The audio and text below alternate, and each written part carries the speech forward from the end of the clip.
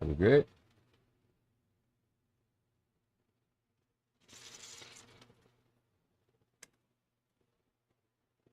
Yeah, what the fuck?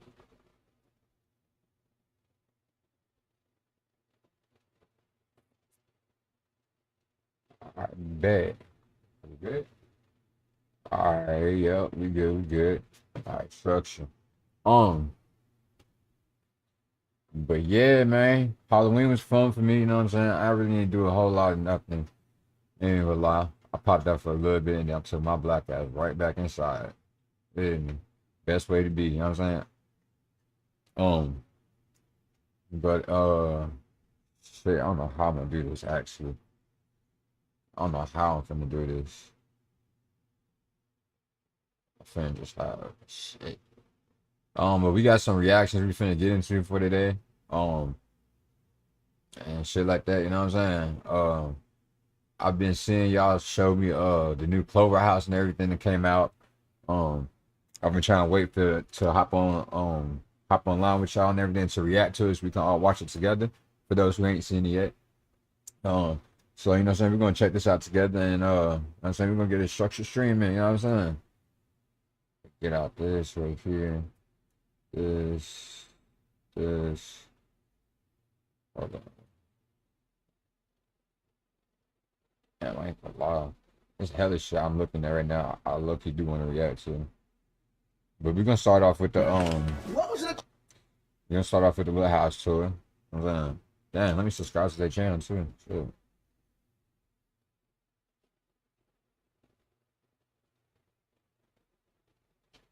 Alright, bet. It's good.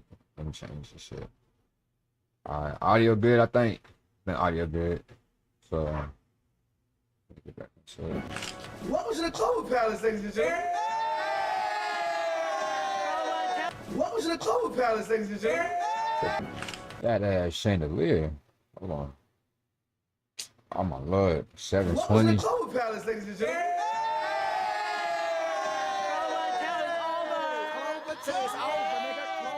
Clover over. Guys, this is the new Clover Palace. One person will not be allowed on the premises. If they see him, he will be arrested. We have an order of protection against Duke. One person. Hold on, really? One person will not be allowed on the premises. If they see him, he will be arrested. We have an order of protection against Duke. One person. Yo. Now that's funny.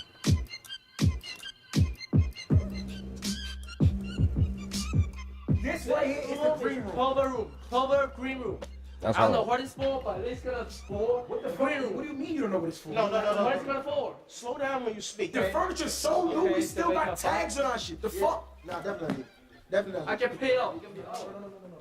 No, you should these couches is on land. Yes, bro. We gotta get them back. You know we gotta get these back. Oh, You know we gotta get them back. You gonna pay for this one specifically. wait, so we rented Put this? this, yes. No. Ray, you smart. When was this picture taken, Ray? You not in it. This picture is. Mafia dog. 2. Damn it. Show the Sinead. 100,000. Show the Sinead. Nah, that's hard. That's hard. That's hard. Chandelier. Get to the detail. That's hard. Yo, what I fuck with the green though. That's hard. It is so vital. This is like, this costs like 50K. Look at these the chairs. Like, it's Sorry, detailed. sit right here, I right? just detailed Sorry. the green on green. See, sit right here, come on, sit right here. This we gotta go boss talks at, you feel what I'm saying? Boss talks, boss dinners, you feel what I'm saying? We might need a little cigar, you feel what I'm saying? Business We're talks. gonna talk deal, the 10 mil tone deal. This we're gonna talk. Okay, right? Forward. Oh Nigga my said 10 God. minute time This is deal. the kitchen. This is the fucking kitchen. He do best. Eating. Nah, you already did that, man. You see the fucking kitchen, everything is Clover green. I'm not gonna lie, this house is so expensive. I swear to God, I don't even know how to use 2% of this house. Refrigerator, of course. Nothing inside the refrigerator. It's nothing new. You know what I'm saying? Everything green. The cabinet's green. Everything green. You know what I'm saying? This is rich. This cashmere green. Not that hard. We got tissue. We never got tissue in all Clover. That's napkins. Look at this first one. And we got a bar right here. Now look at this. Elevator right there. Oh yeah. Look at this. Oh yeah. Do your homework on us being the first streamers with a fucking elevator in our crib. Niggas' cribs don't got elevators. Niggas gotta Shit, take you a say seat. like don't even open. We got an elevator in our crib with In us. our a crib. camera. It's so crazy. Guess what? This It's just a cold boy lifestyle. Of course, the elevator don't work. Look at the chairs. Bro, But it's a the real house. This is straight from Africa. Handpicked by me.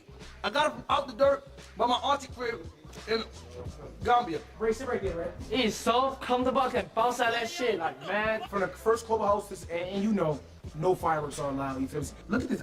Damn, there's so much marble. No wait, no what? No what? Fireworks. Bitch, who?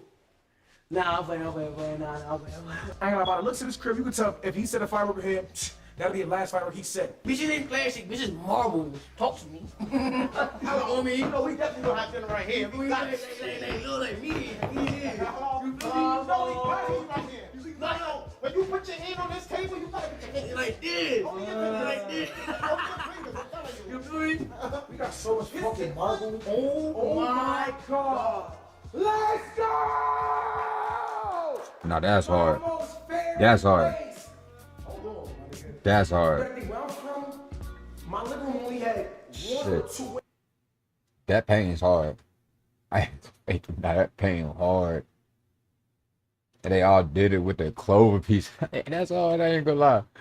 Not that hard. Yeah, that hard. Rage, you got the blunt. windows. Not that Can we hard. please That count hard. right? Let's count. 1, That hard.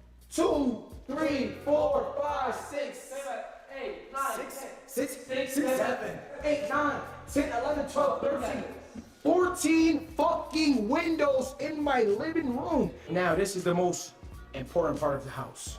My room and my room. You feel what I'm saying? We are Nah, the like two- the house is dead as clovered out. Look at all them. That shit hard. I ain't gonna lie.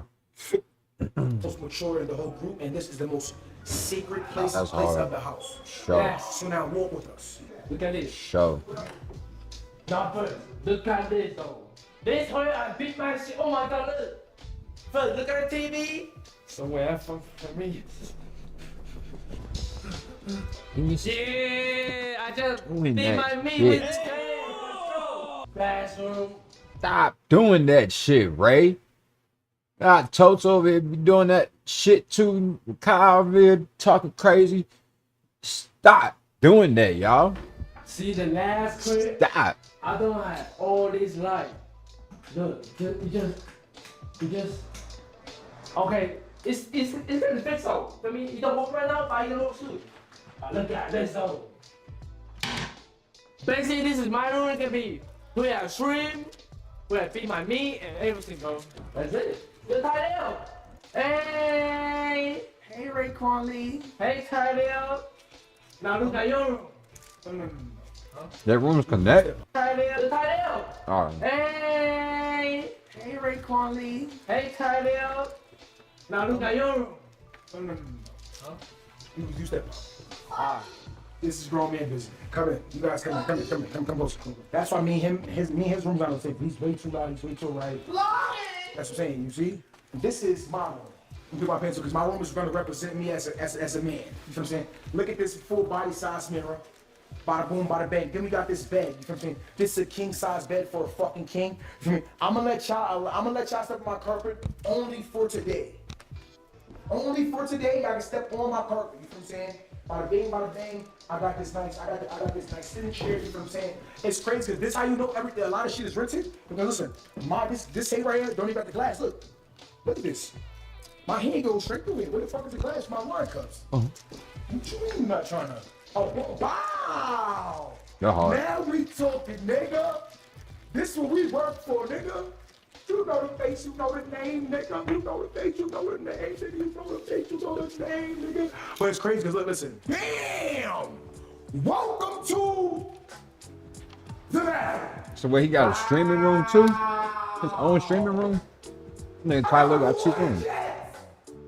I got water jets. Turn the water jets to a top now. I got water jets. What the fuck? Every time I'm trying to flex some hating, that shit always happen. But you know what's so crazy about it? Another cold boy fact.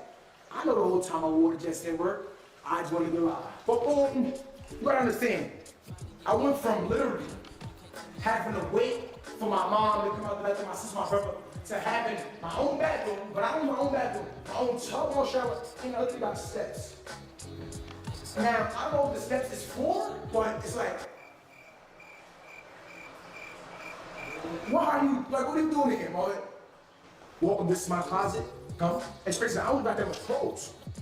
Like, you know, like, it gets to a point where it's like, come on, boy. What the fuck I need all this space for? I only got that much clothes. My clothes are literally for this one whole side.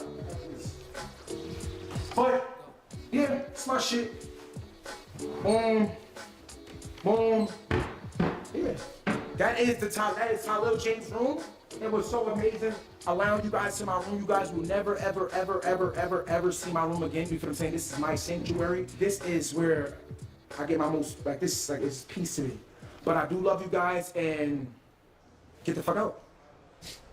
Come out, there's Reggie. I'm gonna make sure I'm here. Dahi, she like the party.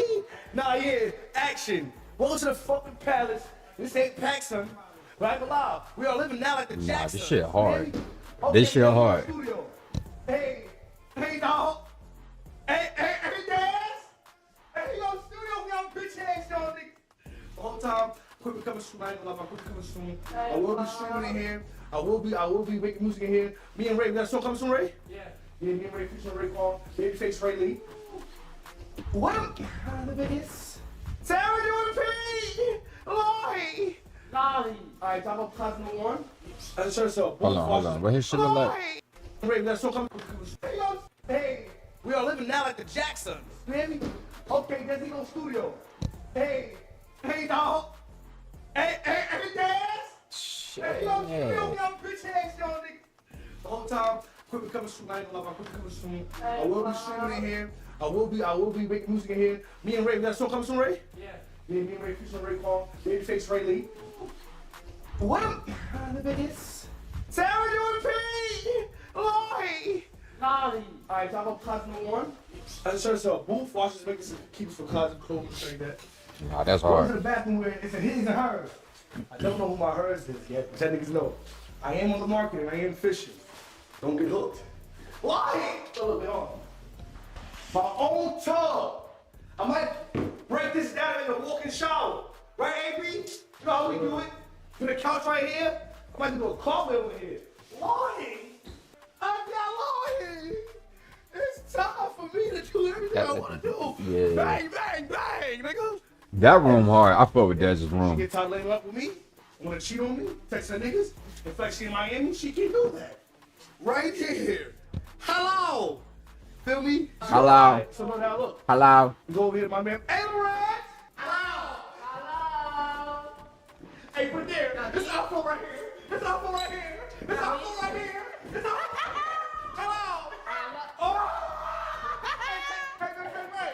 You can pull out one of your ass downstairs, don't please. We have that elevator, me and my man Red. So, ladies, if you want to be sneaky, you won't be seen. I promise you, you won't. Hello. Okay, so we got the nice little. Hello, Reggie. Yo, get the fuck out. Listen. We got the nice, you know what I'm saying? We got the nice man cave here, you know what I'm saying? Bro, what are you doing, man? He go close. Let's go. We got a nice little chill common area. I got the, you know what I'm saying? I got the sofa right here. I think I'm putting my PC right here so that when my guests come in, you know what I'm saying, they can chill, they can sit down, all that good stuff. Don't tell nobody, but you got this perfect. The fuck you? Short as hell. Perfect view, you know what I'm saying? I think I want to have some smoke sessions on the roof, shit like that. Don't tell nobody though. Now I'm my own bathroom. We come from nothing, you know what I'm saying? I remember I had to share the bathroom with my whole family. But I'm saying I ain't gotta share the bathroom with my dirty ass uncle no more. Wait, don't forget this spot, Reg. Oh yeah, we got Hey, come post right here with the view. we got a whole balcony. Hey, hit that light. So does Reggie not have a bed? Inside of our crib, bro. Literally. Nigga, Reggie Like, we ain't got a literally have bed. balcony inside of our crib, bro. The most important thing to me in this crib is this right here. This leaf. This leaf stands for something very important to me in my life. Help bring black young men together. And we come together and we are building something powerful right now. We don't even know what's going on. So this leaf right here is very important to me. Cause like, you know what I'm saying, without this right here, I'm telling you, man. You already know the vibe. It's me and Baby Glitch here. You already know. We can get so much out of the we downstairs. We downstairs. So it's Ray and Tyler on one floor. Then it's then it's Dez and Reggie on the top floor.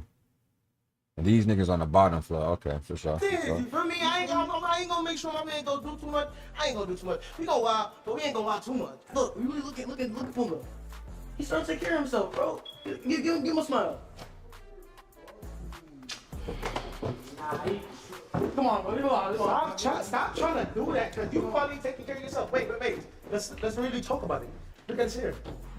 You feel me? Like you feel me? Like I'm not a virgin no more. Well, look at this. Look at this.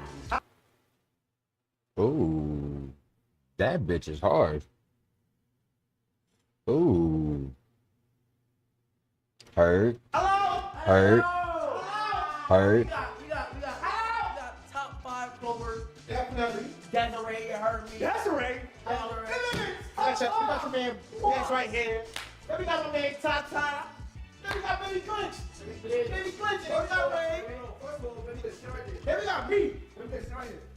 And then we got Richie. Let's do it. So This is a prominent fact on how people could AI some shit and lie, because that ain't your teeth. Lord. Oh no, they made his teeth so straight. Yo. That's fake news, bro. That's a fake news. You got the biggest stud in the world. My nigga, right Now now. the fact that it says this song, like, I support single mothers. We do. Like, what the hell? Like, your bottom lip, like a nigga can just like flick your lip.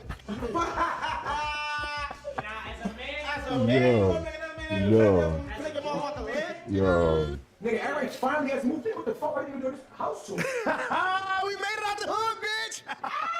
Hello, what's it's over, nigga? Over till it's over, nigga. Let's see what's in this room, chat. Fuck it. I'm doing it. Let's see what's in this room, chat. Hey, no, fuck that. Fuck it. Everything was in the room, everything. Come on. Go to the door,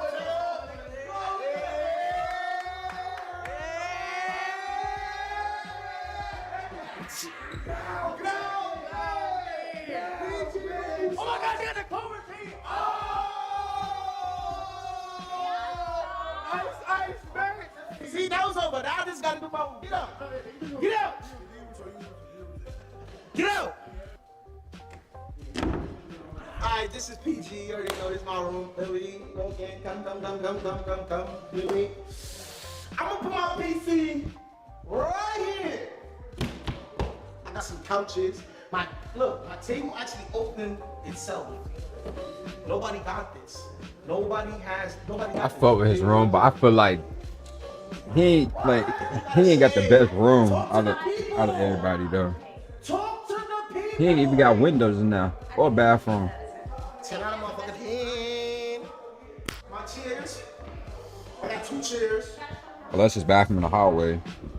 My hallway And bathroom. my TV. I ain't gonna watch TV as much, but I'm gonna watch TV on my lady's here. You feel me? You know, you just gotta watch TV when the lady come. Tell the truth. Hello. This is my room, you feel me? Now come in. Look at that one right here. Look at that one right there. We raised, it's calm. But it's like, they don't want people like me right here staying up. So I'm gonna prosper. Is what the fuck is this nigga doing in my room, bro? You're ready? Get out my room, bro. What you doing? Join your room. It's my tour, bro. It's my tour, bro. Get out, bro. That nigga Ricard got You a missing my tour. ass Yeah, room. bro. I can't be here, bro. You missing my tour. Join your room. Out my room, bro. What you doing? Join your room. It's my tour, bro. It's my tour, bro. Get out, bro. Come on, bro. It's my tour. You missing my tour. Bad, bro. I can't be here, bro. Bro, get out, bro. I have an elevator for me in my room, like, so this is, bitch, I don't gotta walk no more. Bitch, I just go up right there. You feel me? Now, I ain't gonna lie. The elevator up here, really look. It's up there, you feel me? But, you feel me, it takes you to floor 3, 4, 2, 4, 1. Just press this button, you feel me? Over here is like a little chunk area. It's on my stream mat, you feel me? Nice little space, to me. Nigga We Ricard got got a fat nice ass bar room. area. Damn. Well, not really bar, but like, probably put tech and stuff in here. Put that little nice closet in there and stuff like that. Then we have a nice, beautiful balcony. You heard me? So like, pretty nice, like, Like, God is good, bro. Like, God is good, bro. I'm 16, birthday coming up Nah, on for January real. 1st. Alright, that's God hot. is good, bro. We all probably That's gotta get this, and this is way better, bro. You feel me? Way better. It's really cold, though. I ain't gonna lie. But I don't know, look like a little bit. I don't go around here like, you feel me? You feel this? That hard. To the bed, bro. Look at me. Nice little king size. TV right there. Dad chilling hard. You feel me? So one thing up there, bro. Do whatever you want to do. Put your mind to it, bro. Feel me? And that's my room, you heard? Y'all ain't gotta go home. But y'all gotta get the fuck out of here. Y'all gotta go. Ah! I'm gonna help you. Party yourself. Thank you so much. Thank you so much. Ew. Hey, look. Before y'all go, don't let the leaf fall off in your ass. That's hard. I ain't gonna lie. Nah, that's hard. That's hard. Hold on. We finna check out something else. Hold on. Nah, I'm not finna watch this nigga guzzle a hot dog. Hold on. Nah, that was hard. Boys. Boys. There are very few Hold symbols on, what the fuck? Gonna be interesting. Oh shit. My fault, y'all. in the world as iconic as WWE Championship belts. Be it the legendary Winged Eagle Championship, the Big Gold, or the classic Intercontinental Championship, WWE World titles have always represented the pinnacle of pro wrestling. WWE World Heavyweight Title. But have you ever wondered who actually makes these belts and how exactly are these belts made? Well, behind the glitz and glamour, there's a little known craft and industry that most people don't know about. So in this video, I'll take you behind the scenes of this underground industry of WWE Championship belts and show you the entire 5-step process of how WWE Championship belts are made, along with little known facts about these belts that you've never heard before. But before we get into the details, we need to answer a key question. Why belts? Why not rings? Why not trophies or medals? Why belts of all things? Well, to find the answer, we need to take a quick trip in history to see why championship belts became the symbol of excellence in wrestling in the first place. You see, championship belts have a rich history that spans over 200 years. They didn't actually start in wrestling. They came from boxing in the early 1800s. It all began in 1810 when British boxer Tom Cribb defeated American boxer Tom Molyneux in a grueling 35-round fight. As a reward, King George III presented Cribb with what historians consider the first championship belt. Legend says it was made of lion skin decorated with silver claws. Some think it started because boxers used to bring colored cloths to tie around their waists or to ring posts before fights. Winners would take their opponent's colors and wear them like a belt to show their victory. This tradition stuck, and belts became the standard prize in boxing. When professional wrestling emerged as a competitive sport in the late 19th century, it borrowed many things from boxing, including championship belts. The first recognized wrestling championship was created in 1905, with George Hackenschmidt becoming the first world heavyweight wrestling champion. Early WWE belts were simple, just basic leather straps with small metal plates. During Bruno Sammartino's legendary 7-year reign in the 1960s, the design was nothing fancy, featuring just the shape of the United States on leather. The focus was more on the wrestling and less on flashy props. But as wrestling transformed from a straight-ahead sport to entertainment with larger-than-life characters, Boys probably got DVs and them motherfuckers nowadays, bro. I ain't even like really think about that. Motherfucker have a bust down belt, bro. Nah, that's hard actually. That's actually low-key hard. Yo, what the fuck happened to my Twitch? No. I was right here. I thought y'all. No, that's hard though. The fact that you can have a bust down wrestling belt, the belts that's evolved hard. too. The That's hard. 1980s brought us the iconic Winged Eagle belt during the Golden Era, perfectly matching the era's colorful personalities like Macho Man Randy Savage, Hulk Hogan, and the Ultimate Warrior. The 1990s and early 2000s gave us the Big Gold belt. You are looking at pure class, but wait just one moment. Originally from the NWA WCW, 24 karat gold, silver, diamonds, and rubies and later the spinner belt, which reflected the flashy, ruthless aggression era. The spinner belt was originally designed for John Cena, I but was about stayed to around say. long after his character stopped spinning it. Throughout WWE history, Rated R title changes have superstar. become more frequent. That In the belt was hard. 1980s, the WWF title changed hands only 8 times total. Compare that to now, where we've seen over 40 different championship runs just since 2010. Some wrestlers even got custom belts that reflected their unique personalities. Stone Cold Steve Austin had his Smoking Skull belt, The Rock introduced personalized side plates in 2013, and Bray Wyatt's Fiend character had a creepy custom Universal Championship with his face on it. I love my new toy. The most recent era has seen WWE standardize their belt designs with similar templates across their main championships. In 2014, they introduced the WWE World Heavyweight Championship with a network logo. John Cena is the WWE World Heavyweight Champion. And in 2016, launched the Universal Championship with its distinctive red strap. Universal Championship. I remember that one. Each I design remember that change belt. tells the story of wrestling's evolution, from regional attraction to global phenomenon. The belts aren't just prizes, they're physical timelines of wrestling history itself. But who makes these belts, and what does the process look like? When you see wrestlers proudly holding those shiny championship belts above their heads, you might think they're made in some big factory with heavy machinery, but the truth is quite different. Creating WWE championship belts is more like making fine jewelry than standard manufacturing. It's a detailed art form mastered by only a handful of artisans in the United States. Dave Milliken is one of the main belt makers for WWE today. I make belts for the biggest companies and collectors all over the world. Of course, my biggest customer is WWE. Working from his garage workshop, he creates many of the belts you see on television, including the WWE Championship, World Heavyweight Championship, and Intercontinental title. From the WWE title, the World Heavyweight Championship big gold belt, the Intercontinental title, the tag team titles. Milliken learned his craft from Reggie Parks. Taking me under his wing had everything to do with my development, even my initial respect in this business from the veterans. Everybody knew Reggie Parks, nobody knew Dave Milliken. A former wrestler who became a master belt maker and created the iconic Winged Eagle belt of the 1980s. What belt you thought was the best belt, whether it was the Winged Eagle, whether it was the Domed Globe? Process starts with design. WWE has specific ideas about what they want a championship to represent. For example, the current WWE Championship reflects the global corporate image of the brand with its prominent logo in the center. The United States Championship maintains patriotic. I wonder how much these belts be costing though. Like, just look at that right there. Like, if a bust down watch costs somewhere from 20 to half $500,000, how much do y'all think these belts is going for?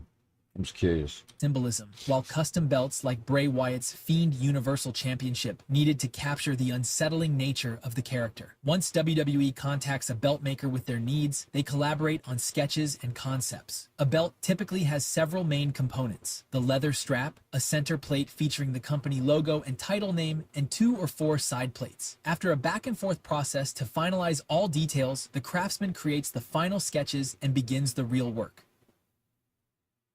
The first major step is creating models for the metal plates. The artist starts by hand sculpting soft clay into a highly detailed 3D model of each plate. This initial clay model captures all the intricate details of the design. After the clay dries and hardens, plaster is used to form a mold around it. Once this plaster mold solidifies, it can be separated from the clay, creating a negative impression. This plaster negative is then used to make a soft metal model, typically using aluminum or another easy-to-work alloy. The artist spends considerable time cleaning and perfecting this metal model, sharpening details and smoothing edges. This refined model becomes the template for creating the final mold used in casting the actual plates. The plates themselves are typically cast from molten tin. The liquid metal is poured into the mold and allowed to completely cool and solidify, but this is far from the final product. The freshly cast plates have rough edges and shallow details that need extensive refinement. This is where the true craftsmanship comes in. Belt makers spend hours hand refining each plate. They use files, chisels, and specialized tools to sharpen the details, carve out lettering, and smooth any imperfections. For details that couldn't be included in the casting process, like very small or sharp elements, separate pieces are crafted and attached to the main plate. Every single element is refined by hand to create the perfect surface before moving to the next stage. The tin plates might be sturdy, but they don't have the prestigious look that a championship belt needs. This is where electroplating comes in. First, the plates undergo thorough cleaning to remove any dirt or metal shavings. Then, they're polished to a high shine using a rotating buffing wheel. For the actual plating, the tin pieces are placed in an electrolyte solution while connected to an electrical circuit. This process slowly deposits a perfect layer of precious metal onto the surface. Most WWE belts are gold-plated, but silver or rhodium might also be used. For belts with multiple metal tones, different sections are covered during separate plating stages to create a two-tone effect. After plating, it's time for decorative elements.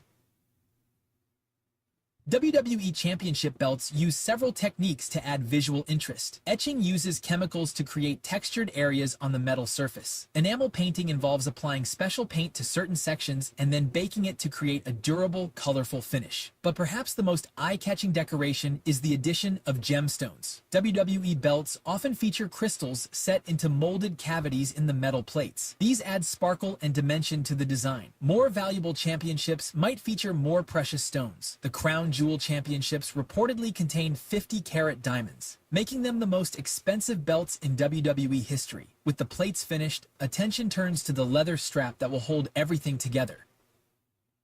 The belt maker traces the shape onto high-quality leather and carefully cuts it out using specialized tools. The leather is then dyed to the desired color, typically black, though some titles like the Universal Championship famously used red leather. After dyeing, the leather is waxed and polished to create a beautiful, durable exterior. For comfort, an inner lining of spandex or felt is added to make the belt comfortable against the wrestler's skin. These layers are stitched together along with any additional leather details before the metal plates are attached. The plates can be secured to the leather using thick leather-working string or industrial-strength adhesive. Once attached, the maker adds the closing mechanism, either buckles or snap hooks, depending on the design. High-grade vinyl is often added to complete the outer edges of the belt. Finally, the maker brands the inside with both WWE's logo and their own insignia before packing it for delivery. What many fans don't realize is that multiple copies of each belt design exist. WWE creates what they call HD belts, specifically designed to look perfect on television under bright lights. These capture every detail beautifully on camera, but champions also receive separate travel belts to take with them on the road for appearances, signings, and events. According to Milliken, HD belts still take their share of abuse, and when a new one is made or refurbished, the previous one usually drops down to being what is used on the road. This explains why sometimes we might see belts with wrong plates or slight differences on TV. The pristine HD version hasn't been shipped to the venue in time. The entire process of creating a championship belt takes weeks or even months of painstaking work. It's this combination of traditional craftsmanship and modern materials that makes WWE championship belts such impressive pieces of art. So, how much do these belts actually cost in dollars? Well, a standard WWE Championship belt costs anywhere from $10,000 to $40,000 to produce. That's because of the high-quality materials, precious metals, and hundreds of hours of skilled craftsmanship that go into each one. The most expensive belts in WWE history are the Crown Jewel Championships, which reportedly contain 50-carat diamonds and are valued at over $1 million. These belts are so valuable that champions aren't even allowed to take them home. They're kept in Saudi Arabia, and winners receive rings instead. But the true value of championship belts goes far beyond their price tag. In wrestling storytelling, belts are the ultimate prize that everything revolves around. Almost every major storyline eventually leads to a title match. The championship makes matches feel more important, adds stakes to rivalries, and gives wrestlers something tangible to fight for. Title changes mark the biggest moments in wrestling history. When Hulk Hogan body-slammed Andre the Giant and won the WWF Championship at WrestleMania 3, it created an iconic moment. When Stone Cold Steve Austin defeated The Rock at WrestleMania 15, the belt symbolized his rise to the top. These belt-winning moments live forever in fans' memories. The belt also tells you who the company believes in. The person holding the belt is usually someone WWE sees as a top star who can carry the company. Bruno Sammartino's 7-year title reign showed how much WWE valued him as their centerpiece. When stars like Cody Rhodes dethroned top guys like Roman Reigns to win their first world championship, It signals WWE's confidence in the future of these stars. For wrestlers, holding the belt means they've made it. Many wrestlers talk about dreaming of becoming champions since childhood. The belt represents validation of years of sacrifice and hard work. That moment when they finally win the big one often brings real tears. WWE often changes belt designs to signal new eras or refresh championships. The introduction of the spinner belt marked the John Cena era, while the current WWE Championship design reflected a more corporate, global brand image. Sometimes belts are retired for special reasons, like when AEW retired the red TNT Championship in honor of the late Brody Lee. To you and your family, the TNT champion for life. For fans, championship belts create emotional connections. That's why replica belts sell so well. Fans want to hold a piece of that glory, create emotional connections. That's why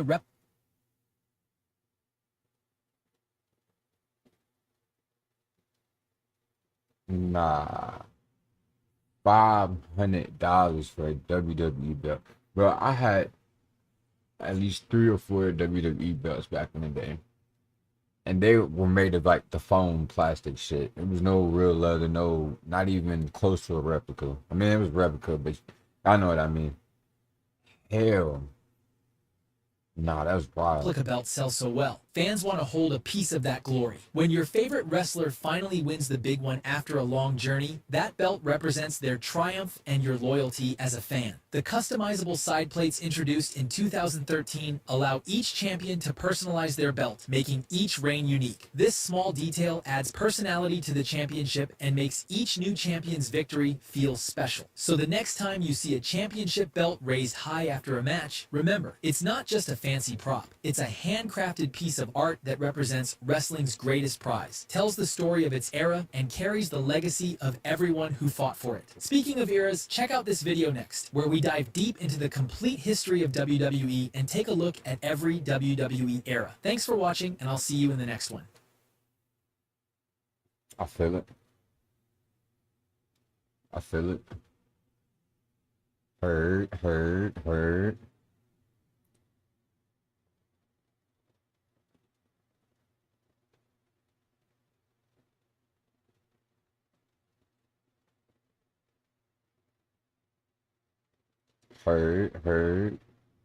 Man.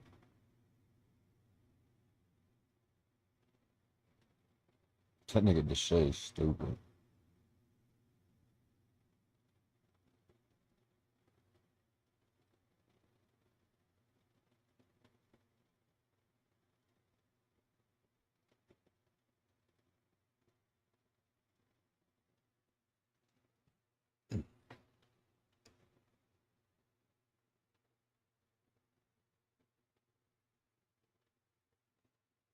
Hold on, y'all. Hold on.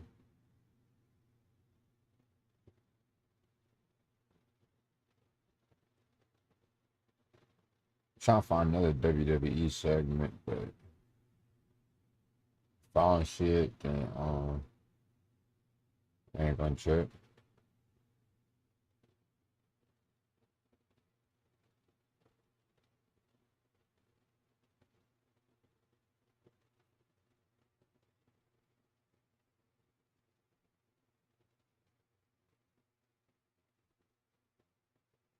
What the fuck?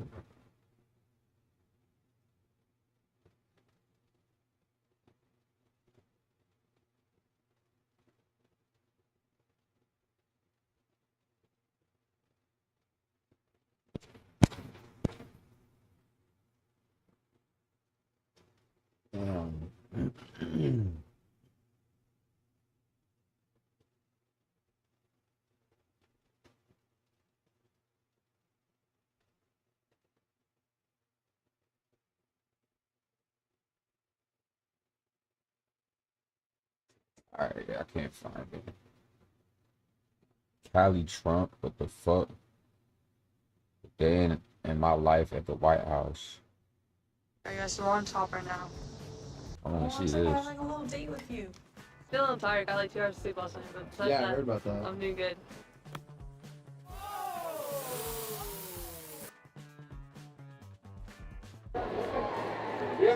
They made these gluten-free cookies because they don't have gluten-free bread. That's how you do it. Perfect. It's amazing. walking back to the White House after just doing a little something. Welcome back to the channel. I was at Emma's house last night. I had Sigler over at Emma's. We watched the U Miami versus UF game. That was awesome. Obviously, U Miami kicked butt. And now I'm gonna go have coffee because I slept 6 hours. I'm gonna go to the golf course today, hit balls. Then I'm gonna head over to a friend's house, hang out for a little. And then, I don't know what I'm gonna do after. But I'm gonna make myself coffee. And then also, guys, there's a huge announcement later on in this video. And yeah, I hope you guys enjoy. It's kind of big, so I ain't gonna lie. stay tuned for that. But I'll tell you guys. I wish you the best, shorty. I mean, you're already well off in life, but I can't watch this. I can't watch that, y'all. I can't watch that. I cannot watch that.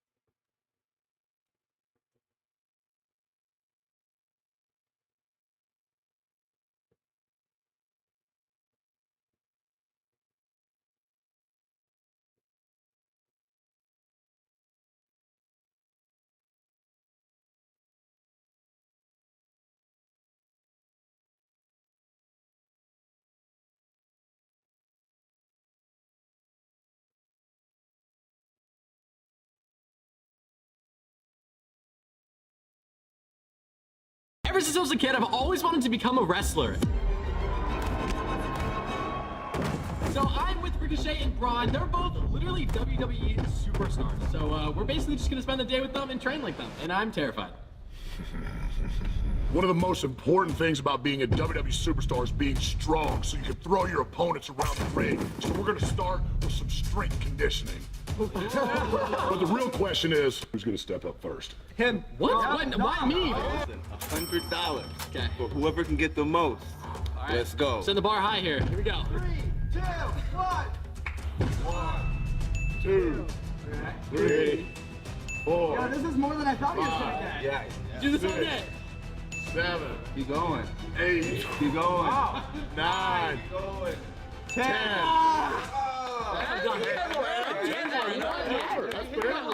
That's double digits. I think Jeremy's looking at that bar. Oh, nah, hey, I'm, checking it out right now. Going for Dom's score of 10. 1, 2, 6, No way.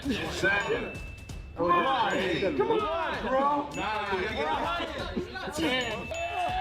Come on, do another one. Let's go. Alright, oh my god, I'm gonna faint. I beat Dom. Hey, 13 is actually not bad. Why is he looking at me? I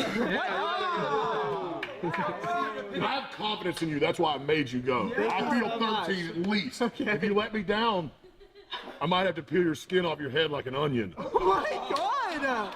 Okay. 1, 2, 3, 4, 5, 6, 9, 10, 11. Don't you stop! Don't you stop! Come on, 14. Another one. One more. All right. Wow. Look what I just made you do. Why is he looking at me? Let's go. PR. All the way up. 3, All the way up. 4, 5. Now you're short stroking. Come on, Andrew. Oh. Oh. 1, 2, 3, 4, 5. Ain't nobody breathing. Jumping 10. 11. 12. And now we're down to the last person. Can he beat 15 reps? Hey, I'm gonna try. Yeah. Here we go. 1, Yep. 2, 3, 4, Come on, Jeremy. 5. Come on, 4.5. 5. credit though. You're the biggest of the group. Yeah, right. There we go. Look, There we go. We have a winner at 15. Another fine lunch. Chick-fil-A on me, guys. So another very important factor of being a WWE superstar is not only being strong, but you have to be physically conditioned as well. So on this event, the sled push, it involves strength and conditioning. We're gonna see if you guys are gonna be able to move this, but this is way too light. Way too light. I thought you said too heavy. 100 pounds, bro. Let's make it a real challenge. Oh no! How much do you weigh? 335 pounds. 3, 2, 1, go!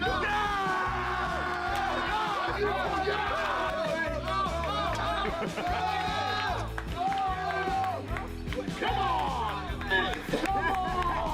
Hey, it's you.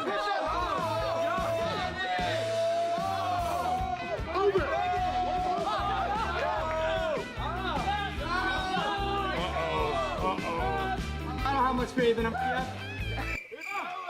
I got it! I'm done. He's got some momentum! He's got some momentum!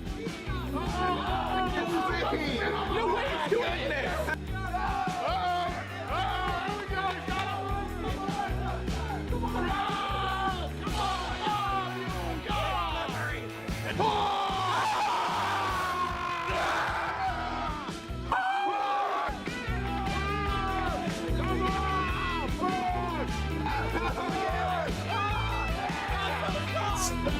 What the heck, dude? That was way harder than I thought it was gonna be, bro. Come on! So Jeremy made it like all the way. Dude, he was just trying to show off. Oh my god! Oh my god! Dude, I'm gonna faint. Oh my god! Along with being strong, having great conditioning, hand-eye coordination, a WWE superstar has to have agility, has to be athletic. So today we're going to see how agile you guys are, how athletic you guys are. Everyone's seen this. So everybody's seen this. Super easy. Can you do? Oh! How was that super easy, dude? He just made it. Oh! Oh! You got it, you got it. Oh! Wait, what? He put his hands down. As soon as I was up there, I was like, this is impossible. Like, what are we doing? Oh! I didn't hit that shit. And then do a backflip right after. Oh, now you're just trying to hurt me. WWE application. Use it. You got so much, what's the word? Potential? I was trying to kick it to my partner. Okay.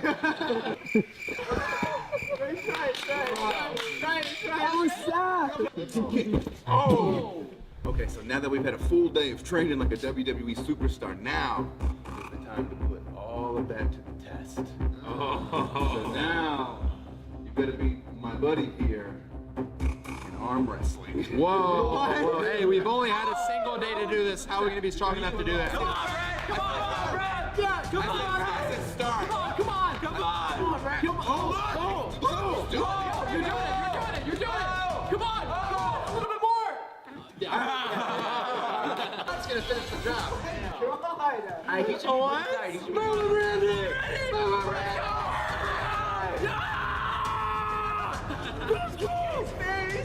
Yo, he's not even now. He's not even making a single facial expression. Not a word. 3, 2, 1. What am I thinking? Fine. Dude, he's using Obviously, easily beat all of us, so I say we do 1v all of us. Oh, yeah. What do you say? Honestly, that might be a challenge. Come on! Fuck them! Let's go, baby! Go! Fool around! Let's go! Now! Fool around and find out. Look at this. That was mostly me. I know. Again, thank you guys for having us here. I know we've had fun, but we got a question for you guys. Yeah. What's the chances you'd like to come see us in your home state, home city, at SoFi, April 1st and 2nd for the one, the only WrestleMania?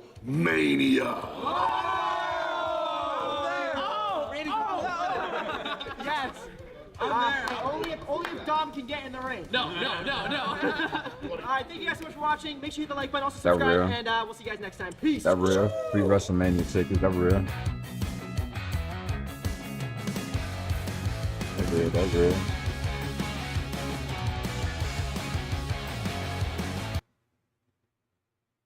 AMP World. Hold on, who these boys is? I brought you guys here because all of you are single and lonely.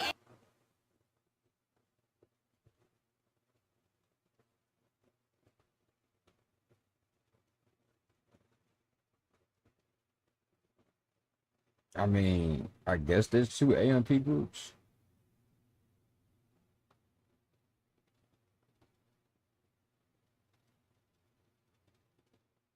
I have no idea. That's why I never knew that.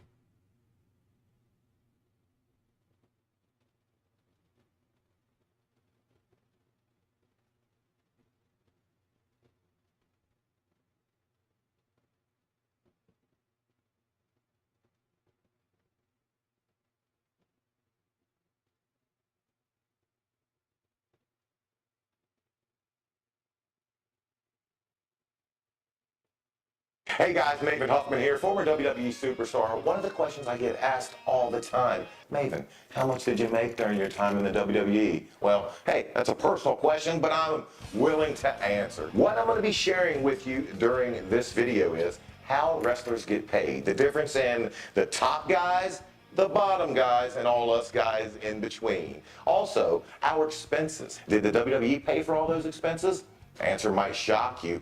And finally, in the end, I'm going to tell you exactly how much I made during my run in the WWE. And I'm going to tell you, that answer, it's going to be interesting. Now, to begin, we have to describe the difference between downside guarantees and pay sheets. Now, disclaimer, this is how it was when I was there from 2001 through 2005. I don't currently know how these guys get paid that are wrestling now. I can only explain how it was for me. To begin, downside guarantee. What does that mean? A downside guarantee is guaranteeing a wrestler how much they're going to make no matter if they're on the road or if they're at home injured. The first ever downside guarantee that I ever signed right after Tough Enough was for $50,000. What this stated was, no matter how many matches that I wrestled, whether it was 100 or if I got injured and had no matches for the entire year, I was guaranteed to make $50,000.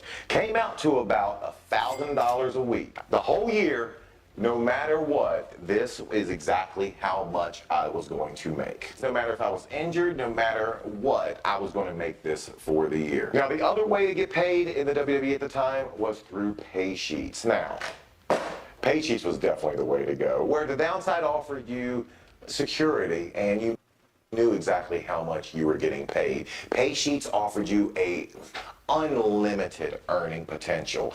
Guys would make so much depending on two things: a percentage of the ticket sales, for every show, and you would get paid depending on your level in the card. So if you were in one of the first, 1, 2, or 3 matches of the evening, you're obviously going to get paid less. If you were in one of the top 3 matches, and definitely if you were in the main event, you were going to get paid more. I might get paid $500 just for wrestling the match for a non-televised event when you're on pay sheet. So 4 shows, $500 each and every day.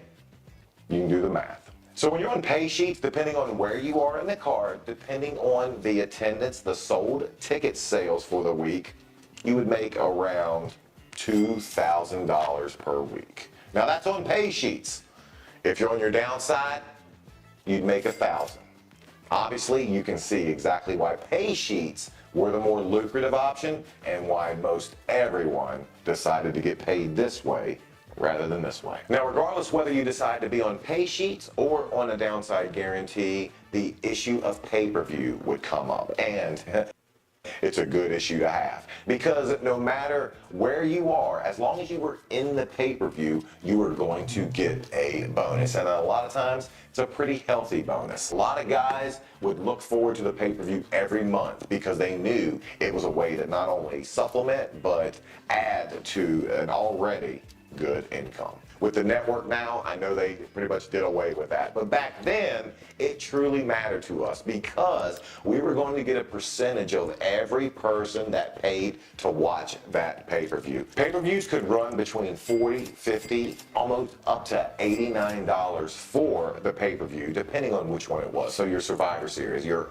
WrestleManias, your Unforgivens, your Backlashes. These would cost a lot of money, and we reap the benefits. We would get a percentage of each and every pay-per-view sold and put into each and every person's home. So an average run-of-the-mill pay-per-view might pay you as much as $6,000 for that one show.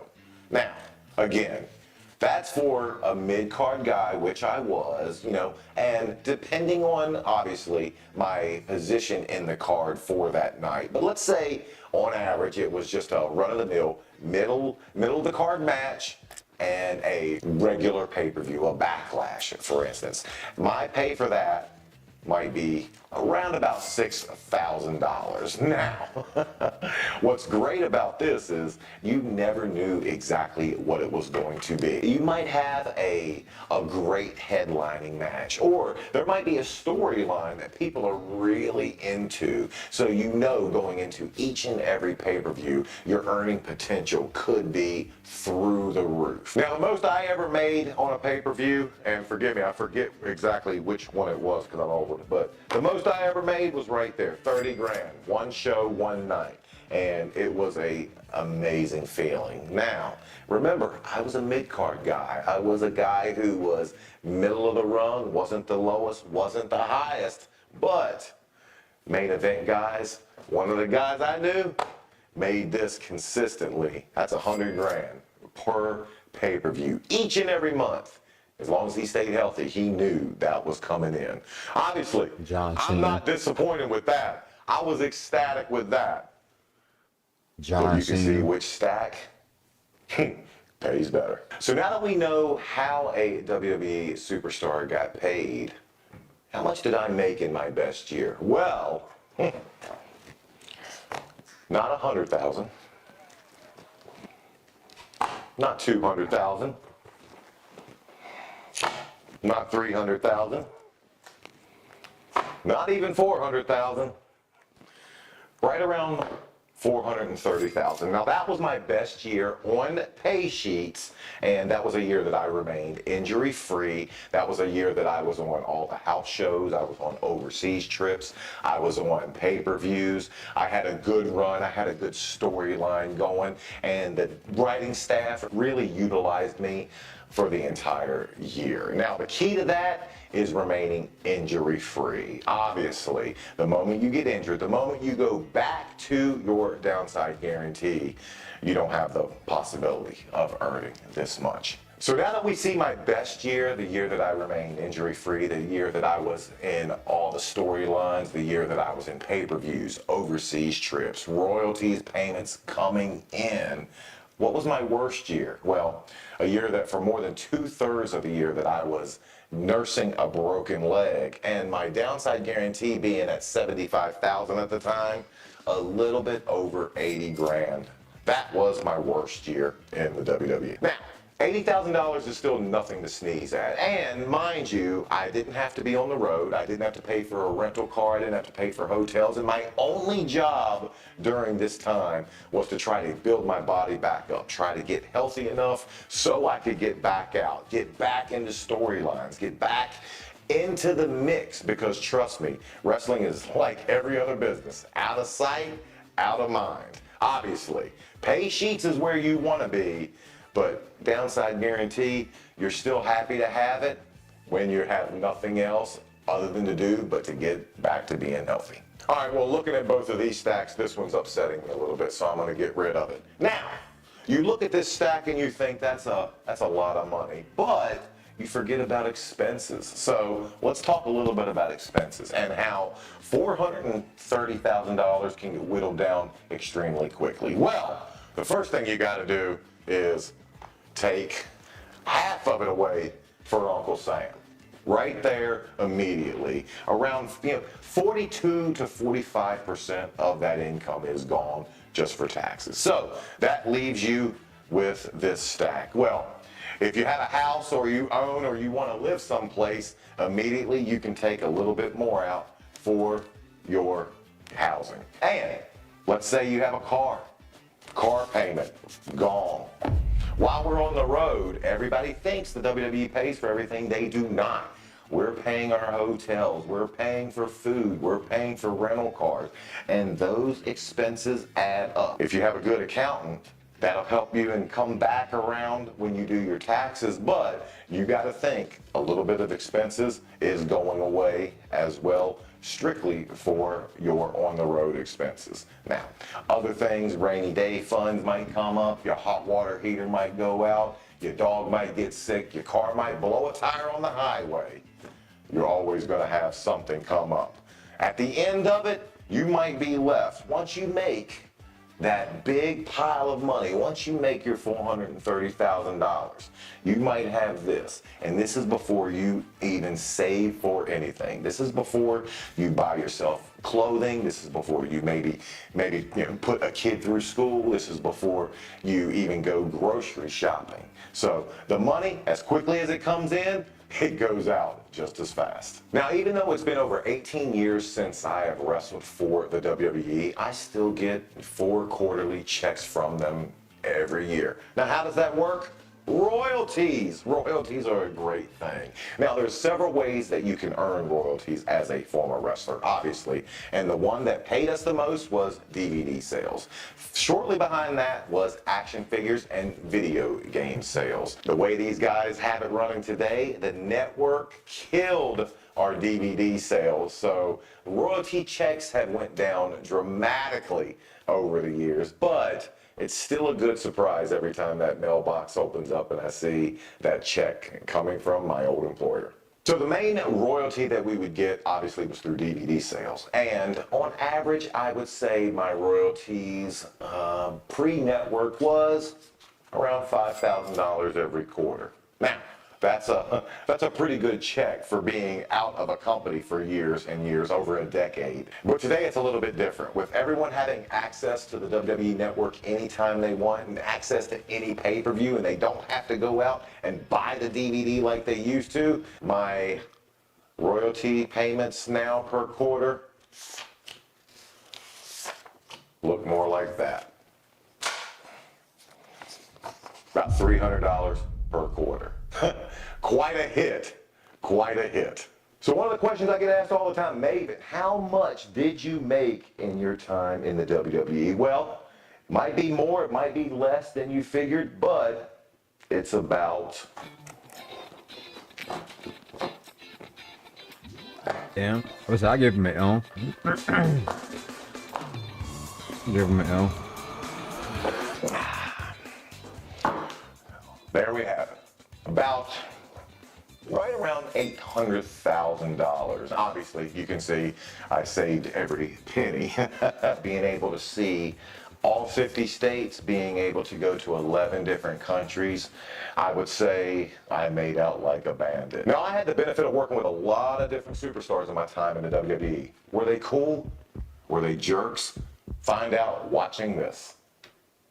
Hurt.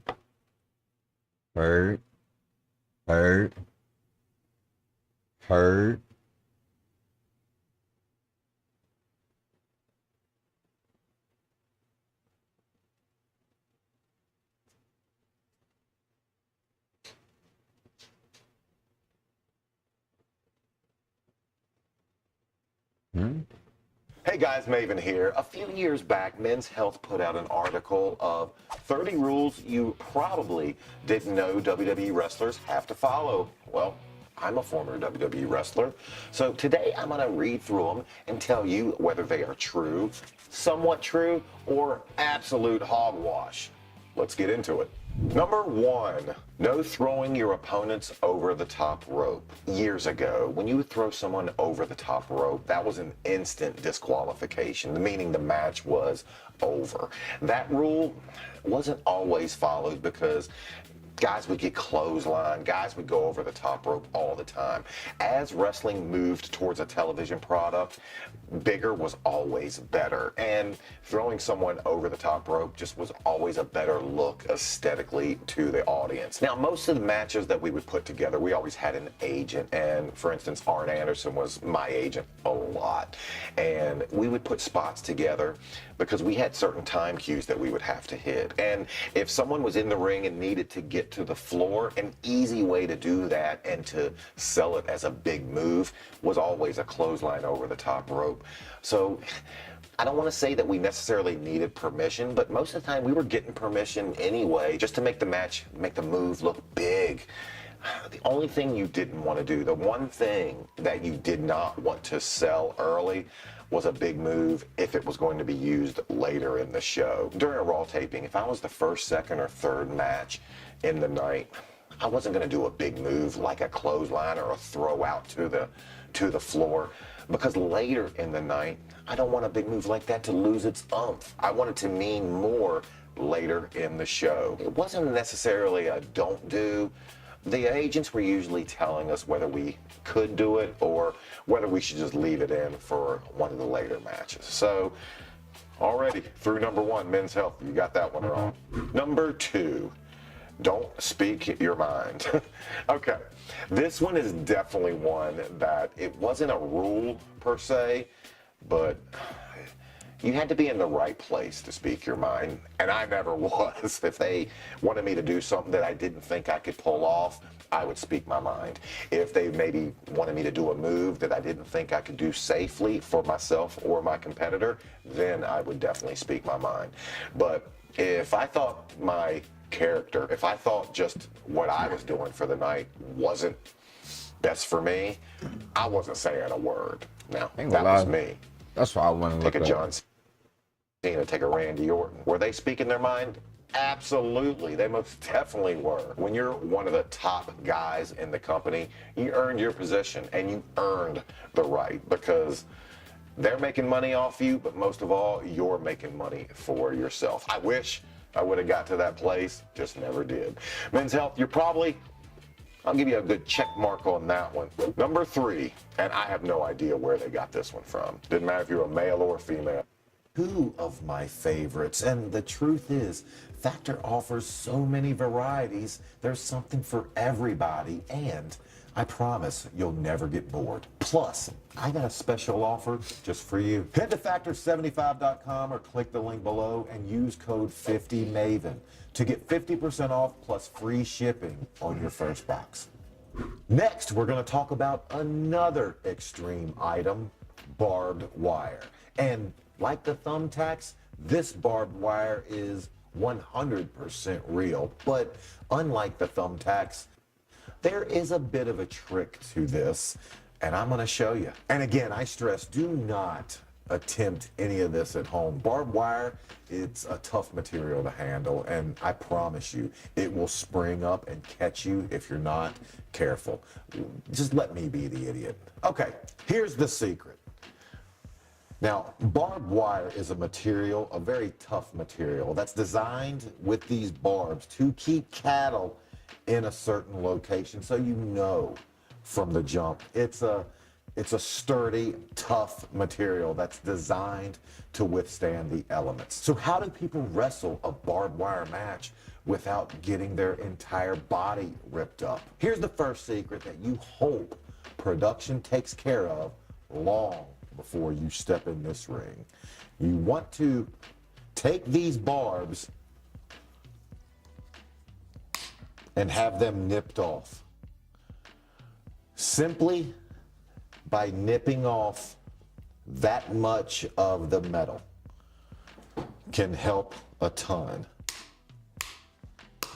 Now, once your barbs are cut, the barbed wire, although not 100% safe, I'm still not hesitant on grabbing it. I can manipulate it, I can move it, and I'm not even looking at it, but I know there's a far less chance of it cutting me. However, you are hoping the production staff is not done prepping this for your match.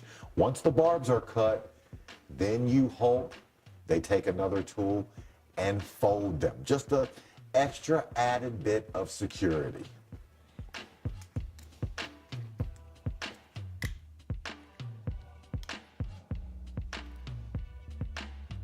I know that risk still exists. I know it's still going to be a dangerous match, and I know that I'm going to leave with cuts, but I'm 1,000% safer going into a match with barbed wire like this than like that. And with this spread across a ring, you, the fans, are none the wiser.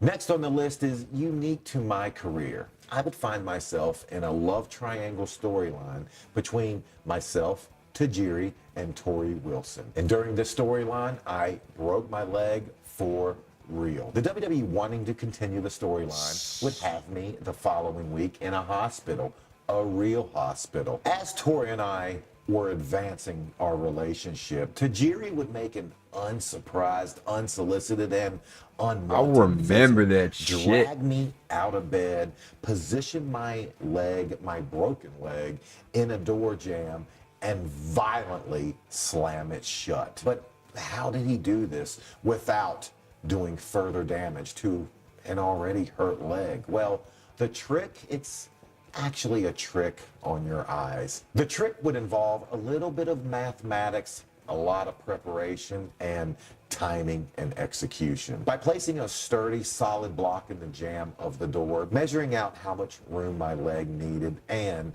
just planning and shutting slowly over and over, we finally figured out the place where once Tajiri placed me on the floor, me selling, I had full trust that once he slammed the door, it was not going to hit my leg in any way.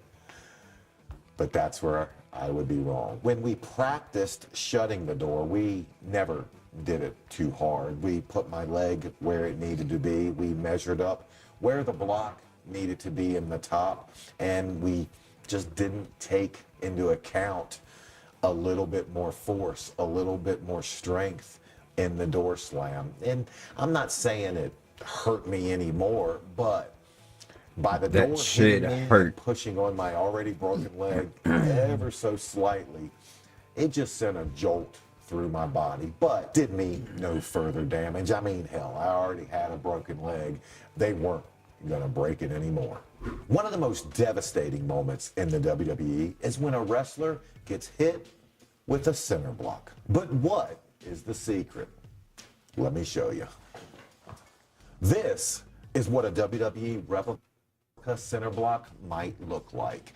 It is made from a proprietary mix of blended and foam plaster. This makes it 100% safe to use, lightweight, and can look like it's doing damage while doing no damage whatsoever. Upon closer inspection, you would have to work as a mason to recognize that this is not the real thing. I mean, it looks the part, but once you pick it up, you realize it's just a fraction of the weight from the real thing. But I know you. I know what you want, and I know what you want to know. Does it hurt or not? Well, I guess that's what I'm here for. Again, the things I do for you, YouTube.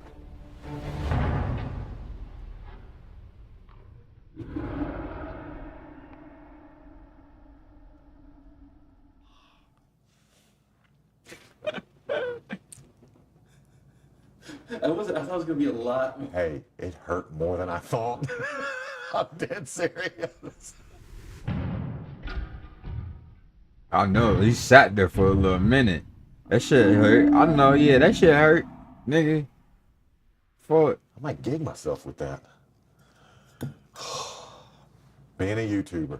Now, after taking a few shots to the dome with this, it honestly hurt a little bit more than I was prepared for. However, I survived. If I was hit with a real piece of cement, I would be laid out. I would have a concussion, if not dead. So this, although the pain did shock me a tiny bit, I'm 100% safe. This is definitely the way to go if putting together a wrestling match that needs a center block or cement. Next, I'm going to show you the secret behind the green mist. For decades, wrestlers have incapacitated their opponents with a quick spray to the face. But what's the secret, and where's the mist come from? While spraying green mist never fit my move set, I was fortunate enough to be in the WWE with guys like Tajiri. And the green mist was a staple of his character. To temporarily discombobulate and incapacitate the sight of your opponent, you actually only need 3 very simple items. 1, you need a balloon. 2, some regular water. And 3, and the most important thing, you need food coloring. And it's pretty simple when you think about it. The first thing you're going to want to do, just to make it easier, is to go ahead and add some food coloring into your water. And remember, you want this to be green, so put enough. Once you have your green water completely mixed up, then you're going to want to add your balloon. The hardest part about this is actually tying the balloon once you get the water into it. Put the balloon over the top. Just fill it up about yay. Now that you have your mist capsule made, to be honest with you, that's only part 1. And part 2 is much more difficult. Once your mist capsule is made, now you need to get it to the ring, and you need to get it in your mouth at the right time, undetected, without anyone seeing. And to be honest with you, I and other people, we don't know where Tajiri hit it, and we don't know how he got it in his mouth at the right time. Did he have it in his mouth the whole match? Did he have it in his waistband? Did one of the referees have it? And did he plan ahead and have 2 in case one would bust open? I have absolutely no idea, even to this day, how Tajiri did it. Now, there is one fun fact that I know to be 100% true. I verified it, and that is sometimes Tajiri wouldn't use a balloon. In fact, he would use a condom. 100%. Exact same process, just different pre-store purchase. But what does it look like in action? Of course, I'm going to show you.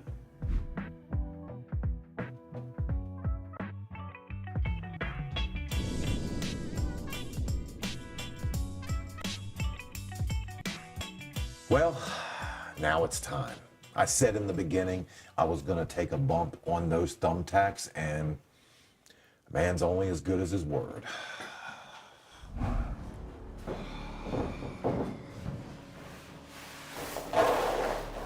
Okay, I said I was going to do it. Now I'm paying up. Guys, I'm going to take a bump on these thumbtacks just for you. And remember, this is for educational, entertainment purposes only. I've said it. Sometimes you just have to embrace the suck.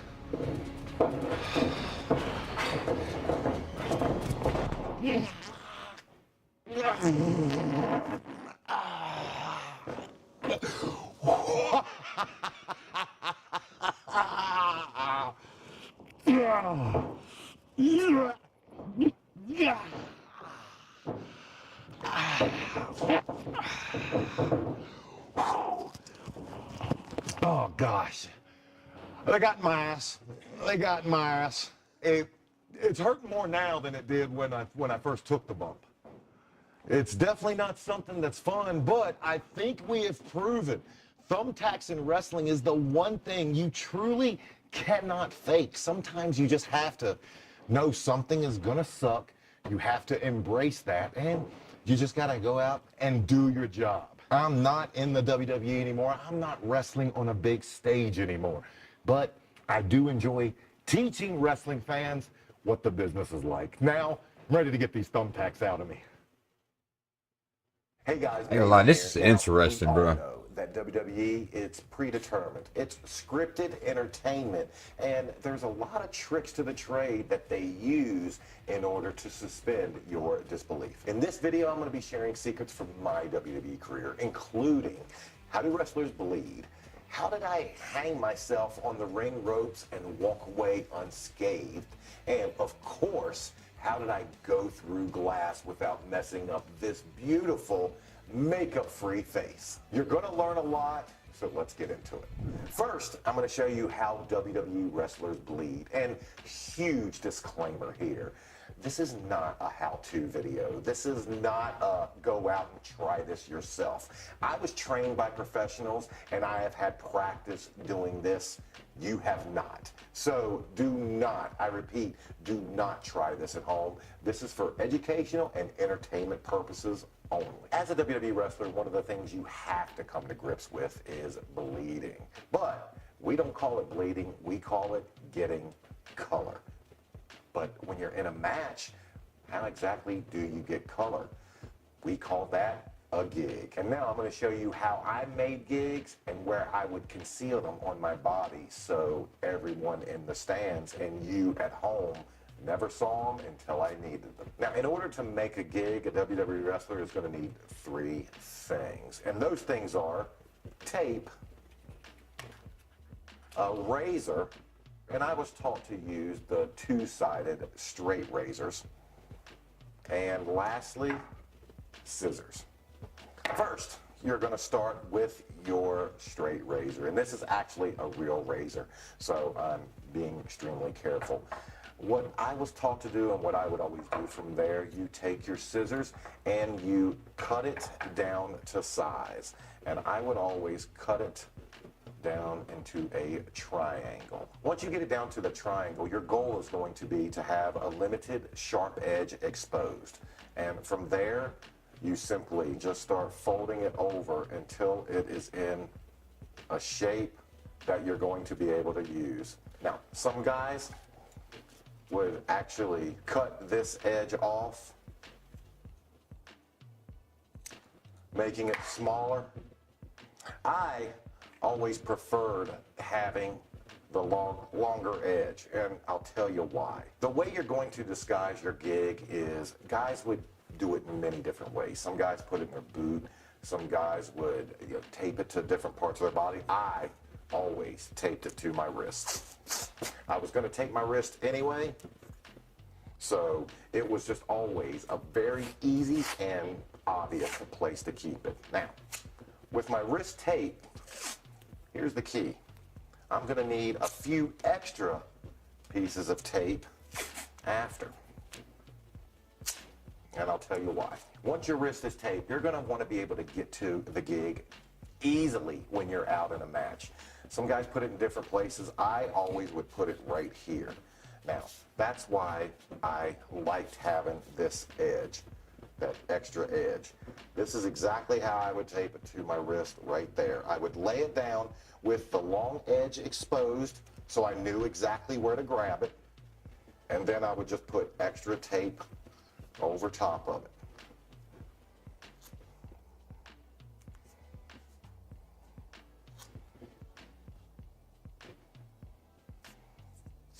Some guys don't like having this extra edge exposed. It's hit or miss. It depends on what you prefer. I always wanted to know exactly where that gig was, because if I needed it during a match, when the ref or when their attention wasn't on me and I was overselling or whatever and I was about to get color, it was always easy. See, that's the thing I don't get. How can you, like, bro, it's like 40,000 people in front of you watching you live, even if the camera isn't panned on you. How do folks not, like, I don't know, these niggas is damn near act. I see why a whole lot of wrestlers get movie roles and shit, bro. Like, this shit makes so much sense, bro. The shit that they really be doing, bro, like, a real life stuntman type shit in another sense. Easy for me because I knew exactly where it was. I could take 1, maybe 2 pieces of tape, slide them back,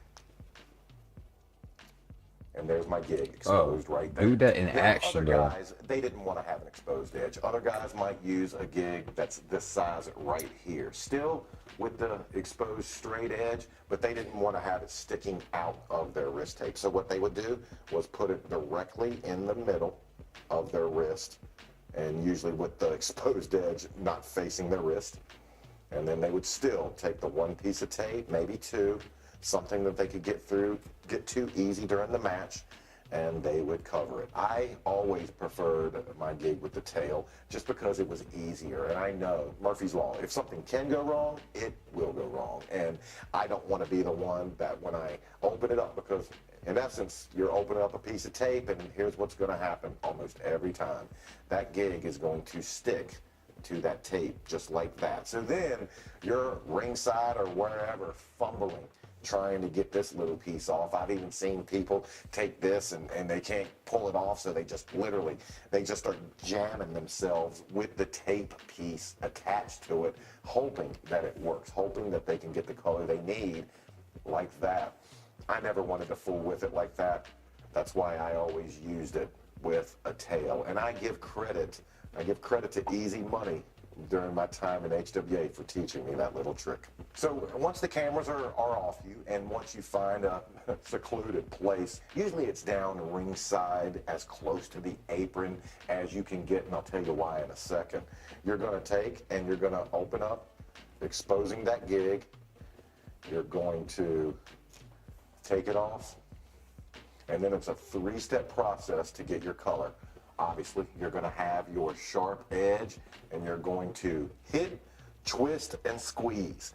Hit, twist, and squeeze. And what that's going to do, it's going to open up your capillaries, and you're going to start bleeding, and it's just going to provide for a good look. Once you got your color, once you're bleeding, you still have these. What do you do with them? Where do you put them? If you're down ringside by the apron, obviously the best thing, the easiest thing, the safest thing to do is to toss them under the apron. But rule of thumb, never ever toss them where a fan could get them, because obviously you don't want them cutting themselves. You don't want them to have anything that could hurt them in any way.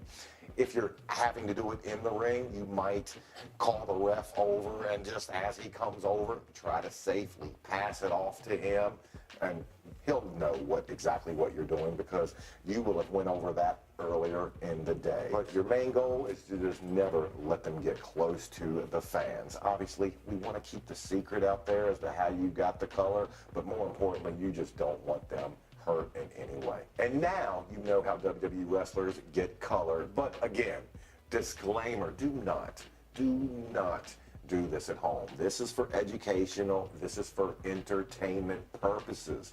I was trained how to do this, you were not. Please be safe. Now, let's talk about the most famous WWE weapon, the steel chair.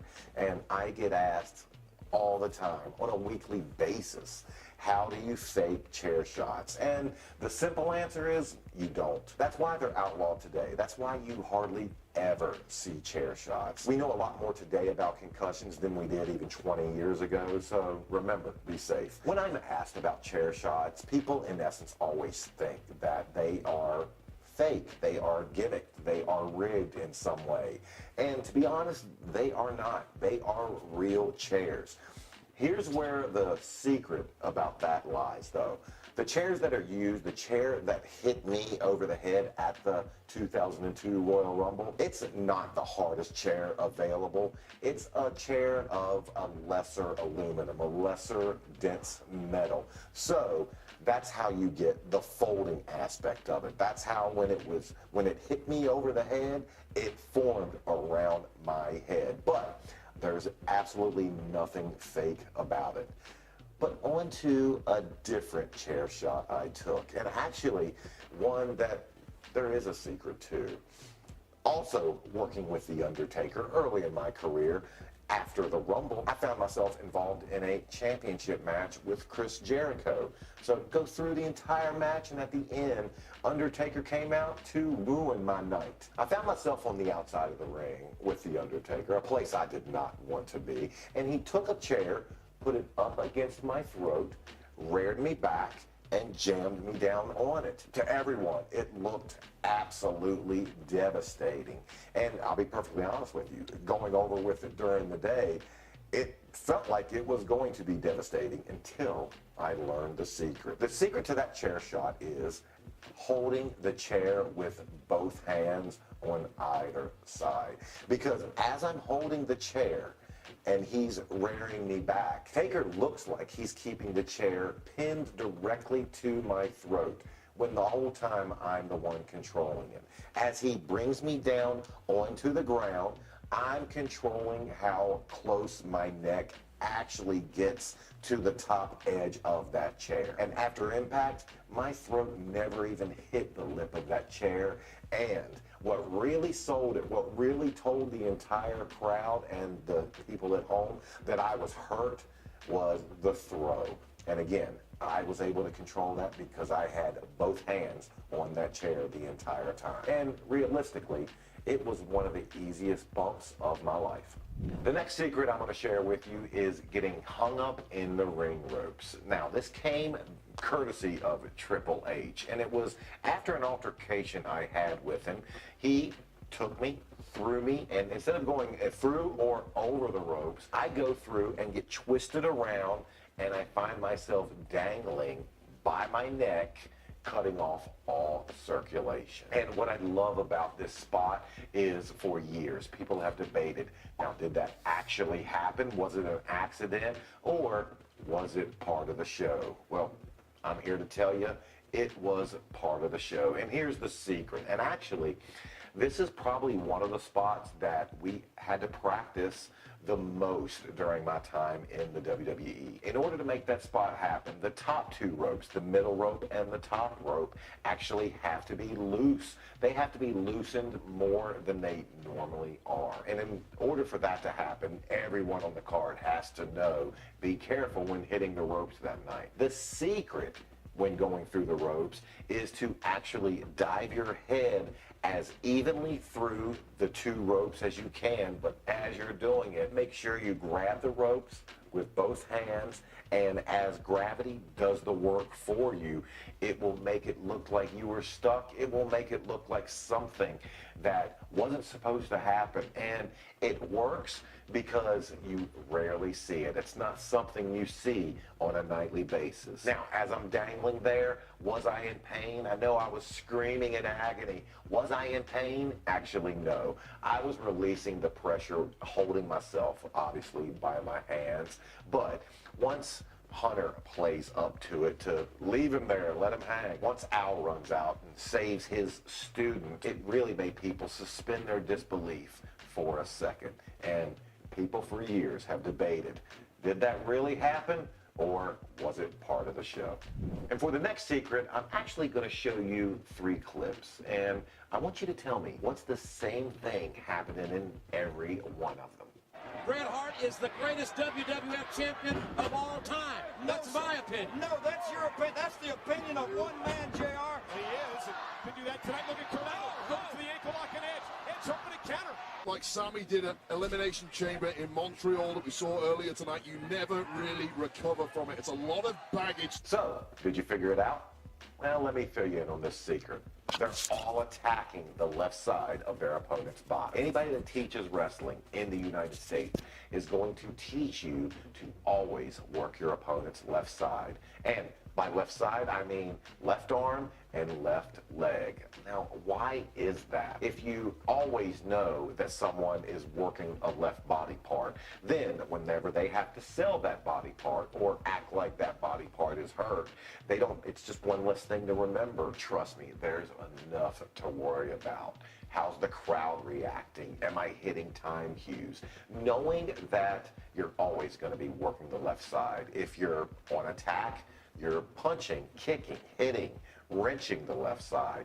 And if you're on the defensive, you're writhing in pain. You're always selling the left side. Now, you might be saying, Maven, that's probably how it's done everywhere. Well, actually, it's not. In Mexico, they work the right side.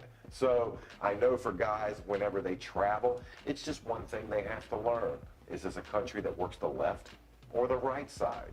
And for the last secret, It deals with one of the most famous moments of my WWE career, and it's something that I'm actually reminded about on a weekly basis.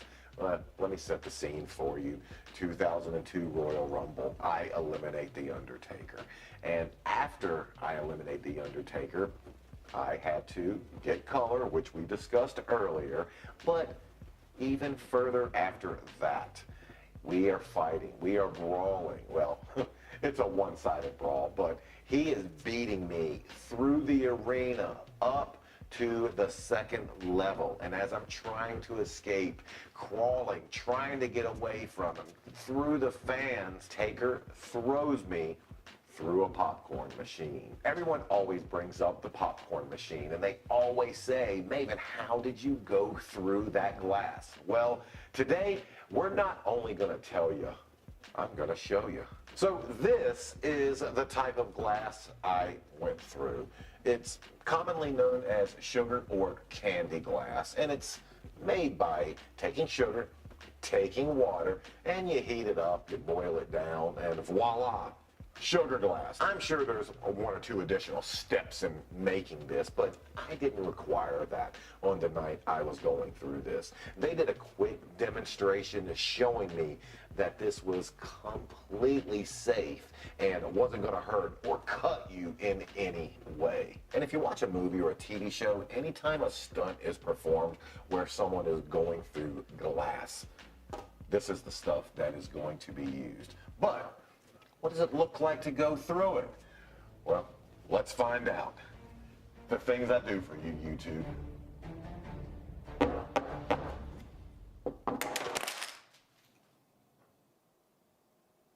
Well, he went through it.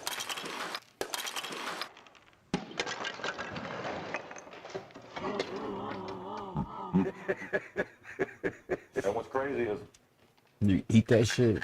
you can actually chew it. That's wild. It doesn't taste good though. That's wild. Doesn't taste like sugar. Now, obviously, you can see that this looks like real glass. I mean, no one's going to think that this isn't the real thing, but it's completely safe.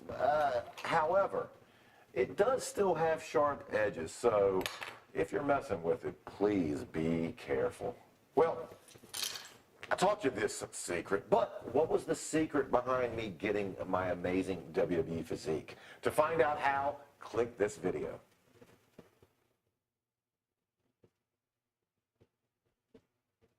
How long? I was about to see what's the workout plan for the wrestlers. Hold on. This boy is dropping gems. Be careful. Well, I taught you He's this dropping secret, gems. but what was the secret behind me getting my amazing...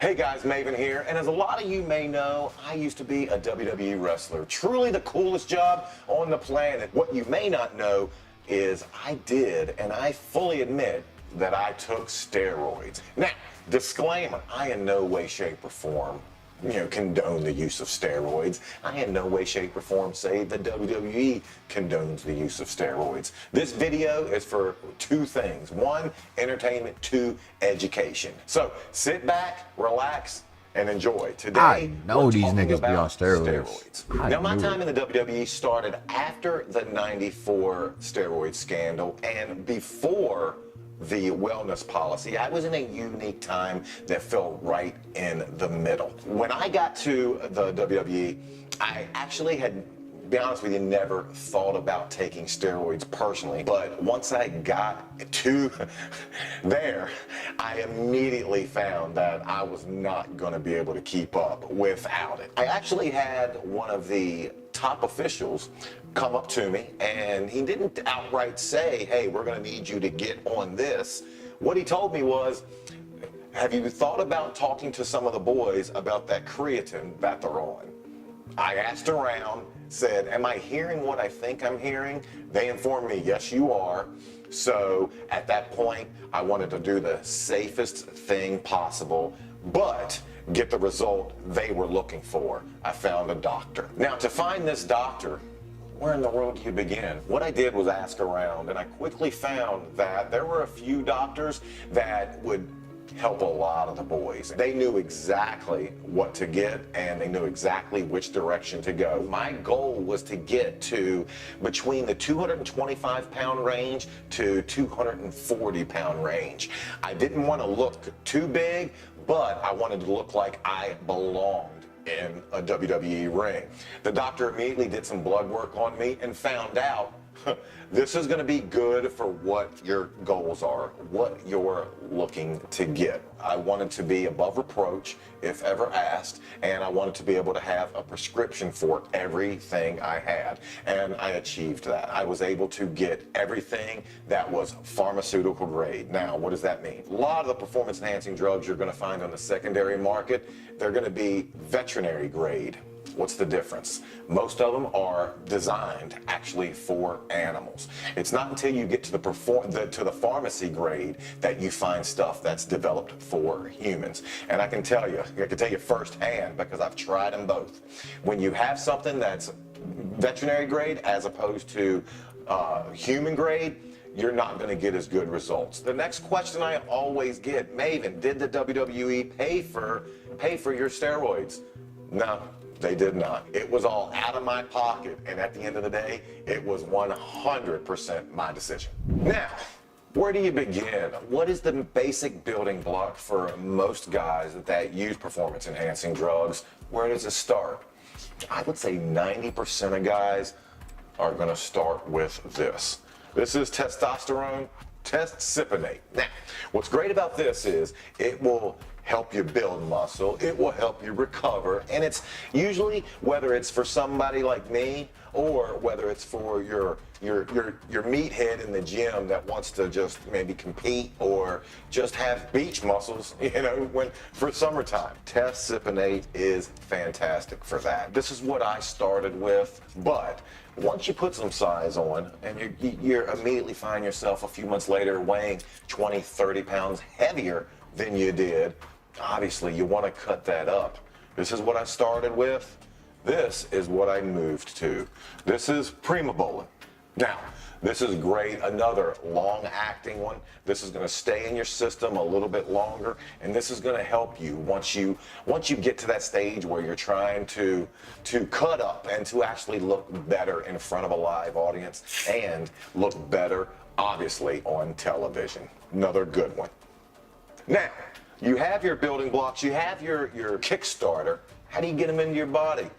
It's the most disheartening way possible, but you're going to need yourself some syringes. For anyone who has to learn how to give themselves a shot every day, I can tell you, it is not fun. It never becomes fun. It never gets any easier, but it's all baked into the cake. You're not going to get this into your system without going this route. And it's one thing that older Maven does not miss at all. But I know what you're saying. You're saying, Maven, I hate needles. Well, guess what? I do too. I can tell you, there are oral options out there.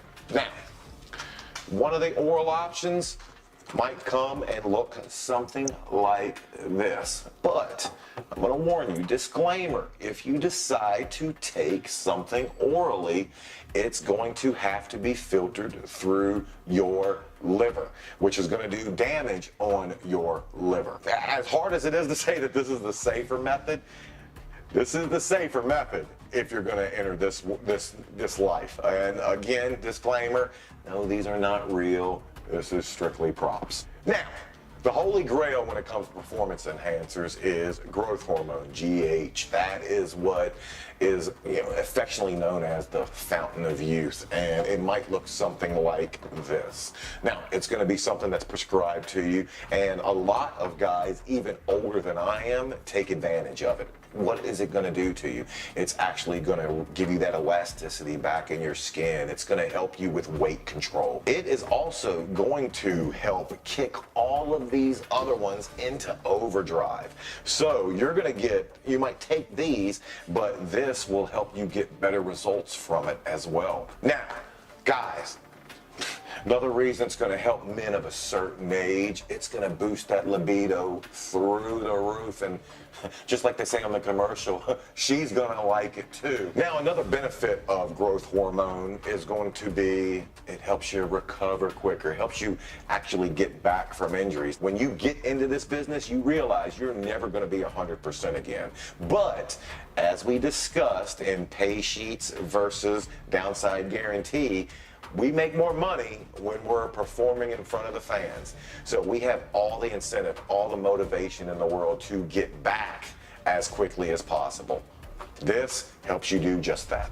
Now you see some common performance enhancers that was around during my time in the WWE, but I know what you're thinking. You're thinking, Maven, what did you take to look so magnificent? I'm not going to disappoint. Let me show you exactly what I took. And it actually might surprise you a little bit. The main thing that I raved about was this, Anavar. It's actually very popular with women. It helps women with obviously, the lean muscles, the looking fitter, looking younger. It's going to be relatively less destructive on the body. So this was my number one with a combination of Winstrol. Most people, if they're gonna take something like this, they're gonna mix a testosterone in with it. For whatever reason, I got the best results off of this and this. Probably the fittest I've ever been in my entire life. Maven, you're full of it. I come with receipts. I come with proof. I'm coming to show you exactly the difference, the transformation in my body, just from taking these two. When I first arrived in the WWE around the 2002 time, this was the very first promo shot that I took. Now, this was absolutely on nothing. This was just them getting a promo shot, getting something out. 18 months later, I took my second promo shot. I will let you be the judge. Obviously, I'm not getting those results without these performance enhancers. What was the culture like backstage? Was it taboo? Was it something that guys talked about? Was it something that people were shunned for? Actually, no, but it's not something that most guys would freely discuss with other guys. Now, you could ask somebody maybe, oh, hey, what are you on? And actually, anytime I was asked, if somebody looked at me and asked, hey, what are you on? I took that as a compliment, man. I took that as a point of pride, because that told me that I was getting the results I was looking for. Anything I did in the comfort of my own home.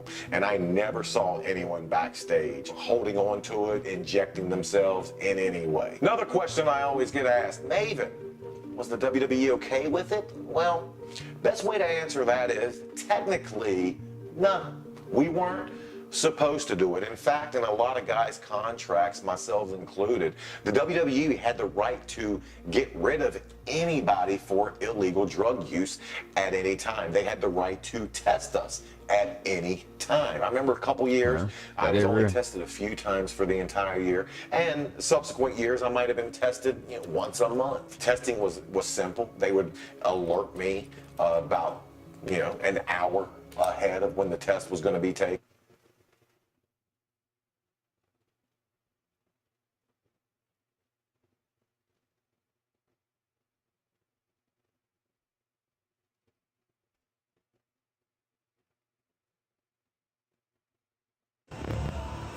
Chop.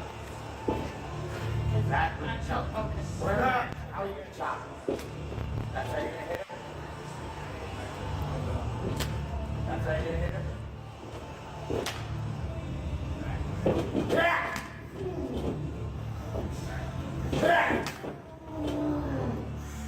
Feel me, dog? Feel me? You know what I'm saying? Chop. Exactly. Where that? How are you gonna chop? That boy is sexy. Wow. That's how you're gonna hit it. Yeah. Yeah. Feel me, dog? Yo. Yo, what the fuck? What the fuck?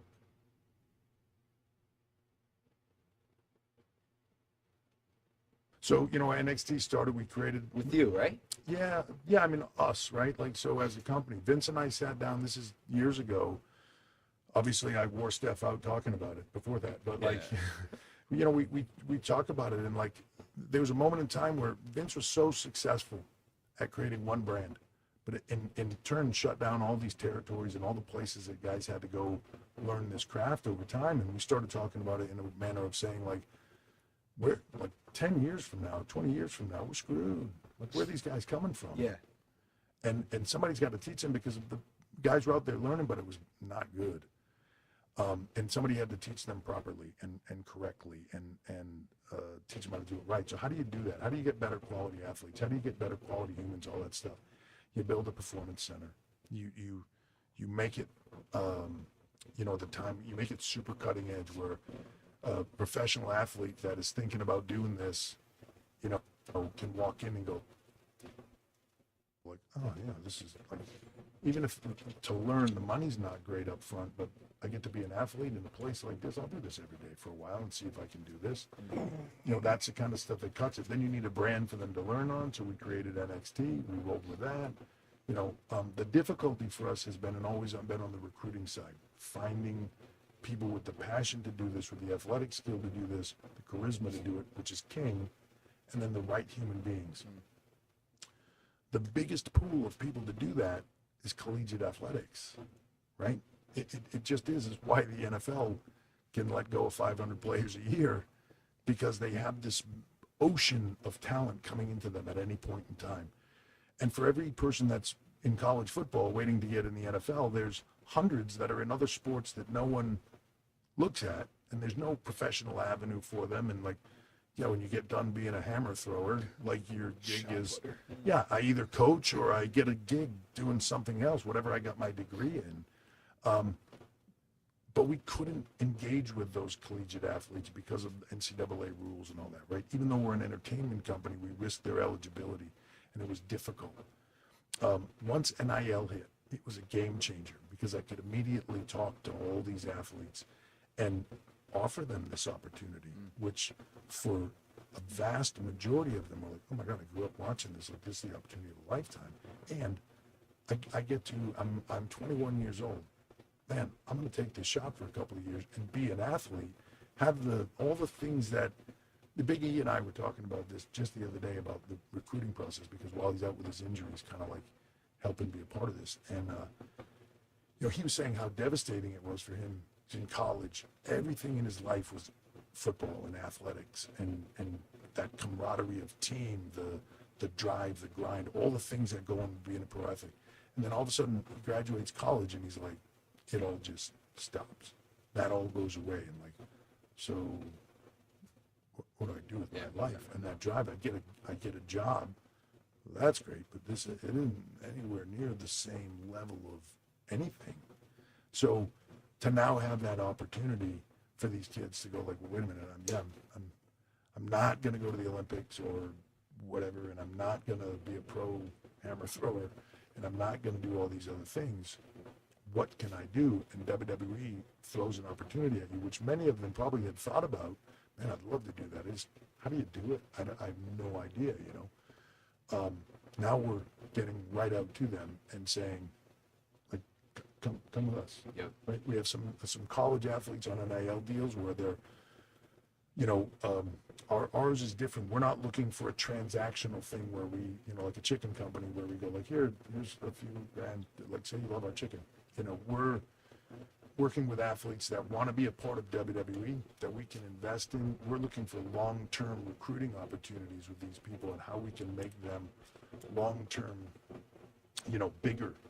And they promote us. So we're here at the WWE tryouts for SummerSlam. We got our tryout shirts. We're going to have a good time.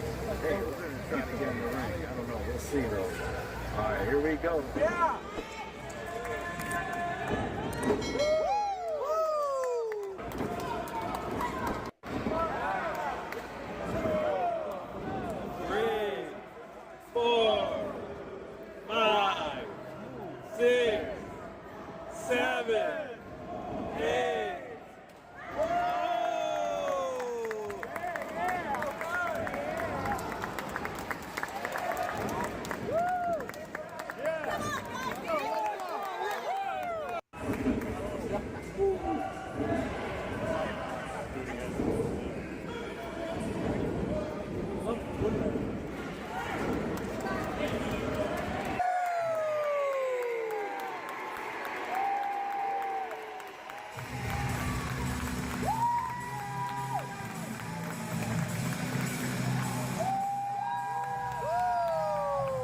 Got the walkout going crazy. It looked like it.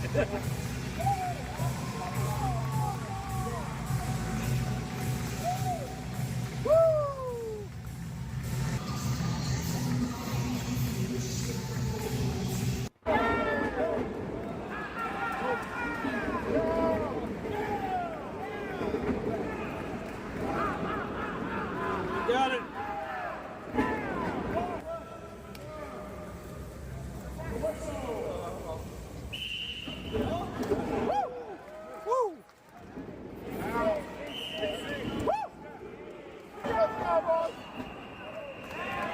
The thunder from down under. Versace, baby. Versace. Ooh.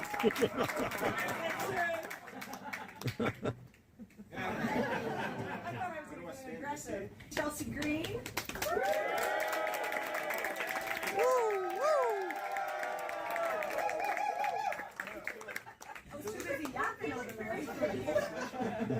We have a two-time WWE Women's World Champion. She'll be going for it again at SummerSlam this week. Yeah. Rhea Ripley.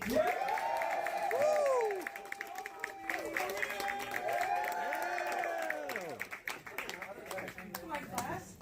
And then it's a true honor to introduce this absolute icon of the industry, the legend Shawn Michaels.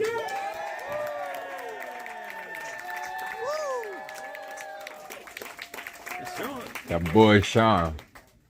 I think with these, because I've helped out at a few tryouts now, is you have two types of, because you have the independent wrestlers who've wrestled for a while, and then you have these athletes who've never done it before. So you have to look for different things depending. With the independent wrestlers, they're here for a reason. They're very, very good at what they do. So we judge them a little differently. When we're watching things like that, we're watching footwork, and we're looking for perfection. Like if you're coming here as a wrestler, you should be good. You shouldn't have to teach you how to wrestle. You should already know, and you should be really good at it. So we judge them a little bit more harshly on the simple stuff that we do out there. For the athletes, I think we're looking for coachability. You know, just if you're a 350-pound offensive lineman, you might not know how to roll, and that's okay. You haven't done that before. So for them, we're just looking for, if their coach goes up to them and gives them some advice, are they going to take it on board and start doing that? So they're the two main things that I would be looking for. I couldn't explain to you what that is until I see it, and I think that that's why each of us are standing up here, right? Like I look at Rhea, and there's just this star power. But not really. I don't know why Grayson got hired, but with Rhea. Just kidding. Oh yeah, I'm gonna have to apologize to him later. There's just something special about that person. It's just something special, but you can't put into words what makes them unique and special. They're a superstar.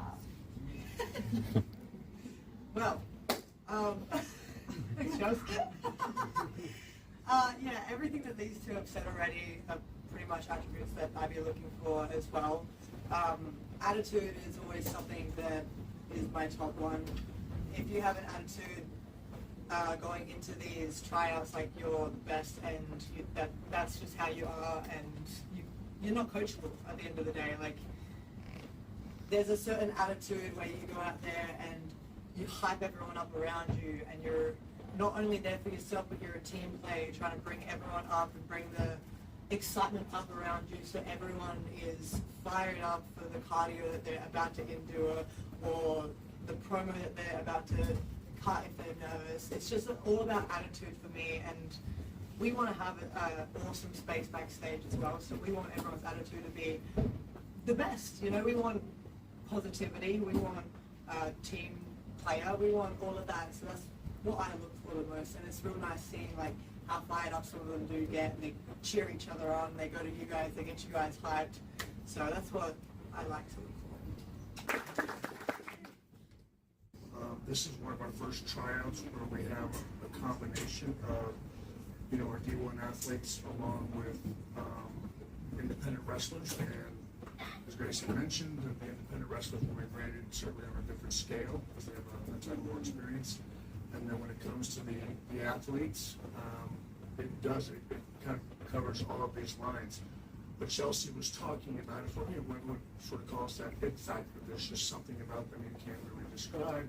but they've got a charisma, they've got an aura, they have something about them that sticks out, where they may not be the most athletic, they may not be the most coordinated, might not have the best footwork, but is there potential there? Is there something that, again, do they have such a striking personality that you're willing to take a risk and take a chance on that?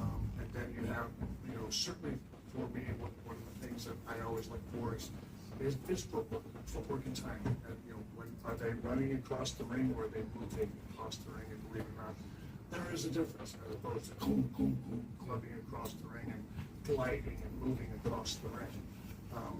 And the things that Rhea touched on, when everything's said and done, what she's talking about is respect. Respect for your teammates, respect for the other people in the locker room, respect for your coaches. And that falls into, again, coachability, but understanding your role, where you're at, and how you carry yourself. When everything is said and done, one of the best things about this industry now is this generation that doesn't get caught up in what, certainly my generation did, what was this old school respect mentality. There was not that at all. And they're much more giving, understanding, and clubbing and carrying as a locker room, which is a good thing, but you can still have all that and still be respectful to one another. And that's the environment that they're talking about when it comes to a locker room. Do you have that? And it does. And it starts with coachability, and then again the way you work with your other teammates, and starts at this trial. So it covers a lot of subjects and a lot of different aspects. But that's why we have so many people here. That's why we have these superstars come here, because we value their advice and their feedback, and as well as the coaches and other people in production and TV behind the scenes. And all of those things go into choosing the people who make it and those that don't. The level of talent out there is crazy right now, especially because WWE is doing so well right now. A lot more people are getting into wrestling and starting training. So for you as an independent wrestler, my advice would be you need to work in the next thing more to get a one-bedroom apartment and a car. And if I could live in San Antonio with that, you just have to outwork everyone else. Decide if this is the job you want to do for the rest of your life. Because making it to the WWE is always, I would imagine, is the goal. But if it doesn't happen, will you still have peace and contentment with your life? The WWE wasn't even the WWE at the time when I broke in. I got into this because I loved the opportunity of being able to go out there and do that stuff in the ring that I saw those guys do on TV. It wouldn't have mattered to me. Again, my goal was to be able to have a one-bedroom apartment and a car. And if I could live in San Antonio with that and drive down to Corpus and make a show, and then drive to Laredo to make a show, and be on TV on Southwest Championship Wrestling, I'd hit the lottery. The business clearly has changed since then, and obviously now we're talking about global superstars, and again, these people having all sorts of opportunities outside of this.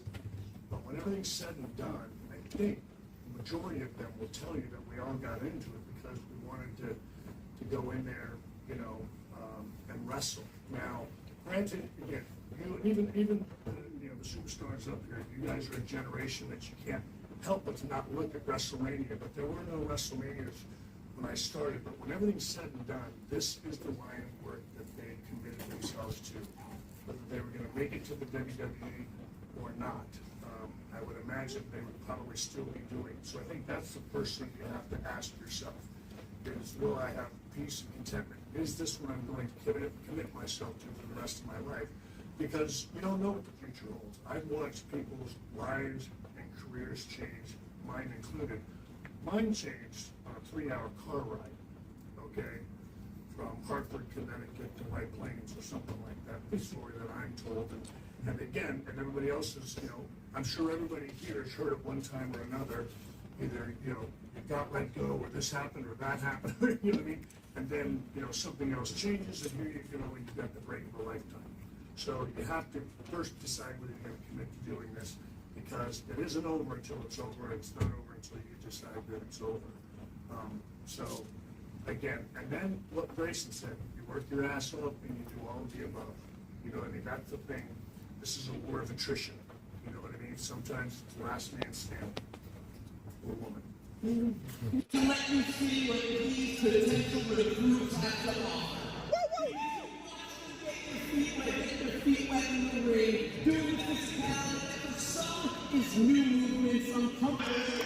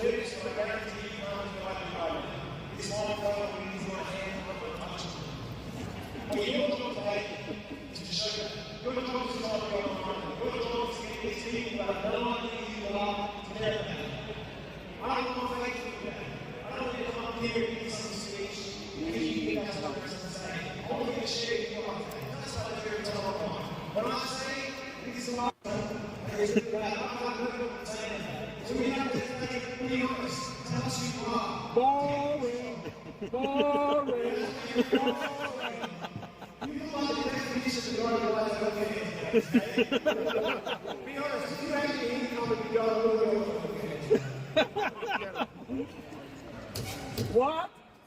What? What? What?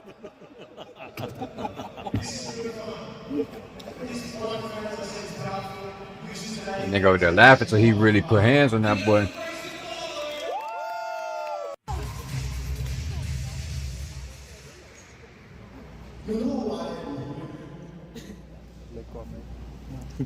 I'm here to bring the only thing missing to WWE. The Brazilian stars and more than I am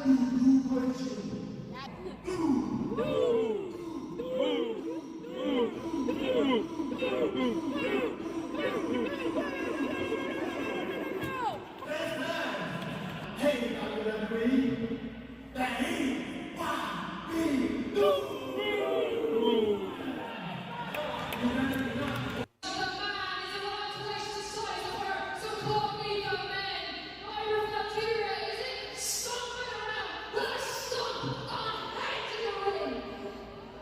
And if you really listen to me, you know that AAV doesn't just stand for a minute at all.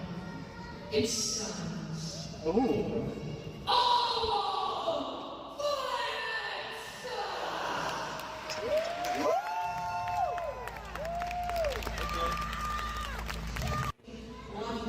Yeah, you do.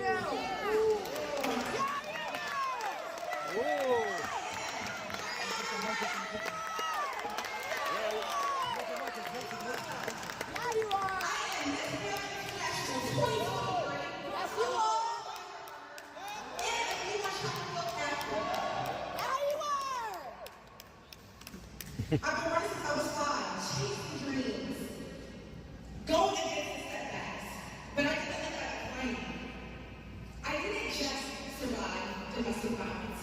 I conquered it. I rose from it. Every setback, every second just rebuilt myself. I wear it like armor. So when I step foot in that WWE ring,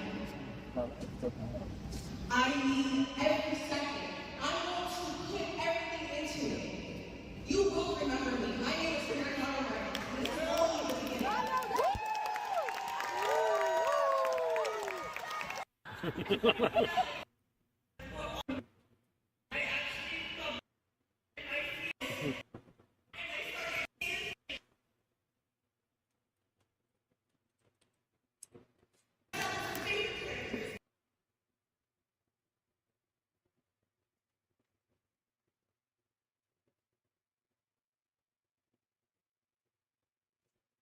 That's the secret WWE superstar.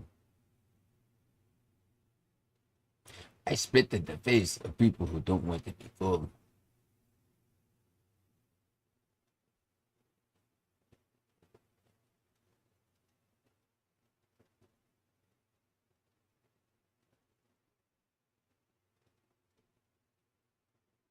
That boy CM Punk won.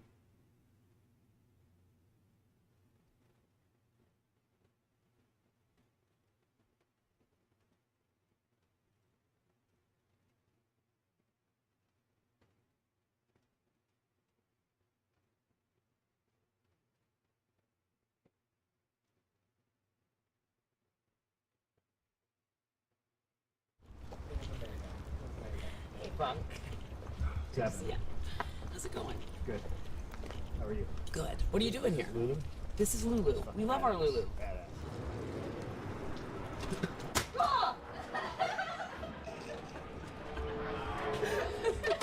Did you get that? Yeah. Come on in. What a Good. brood. How are you? Balloon sky. Hello. How are you? Good. Sorry about that. It's your fault. I only wish it exploded more. That wasn't you. You said it wasn't you? You and Cody were great. Oh, thank you. Yeah, Appreciate it. How's everything? You look great.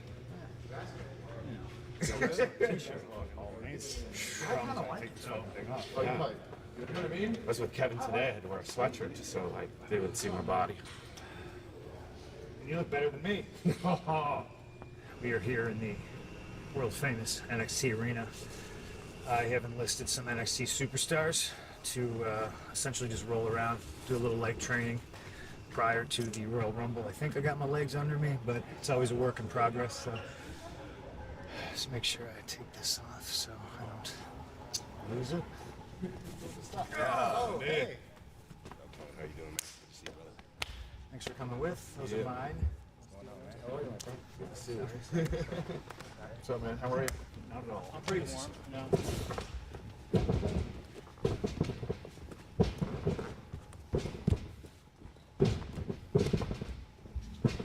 Steve, you want to come in?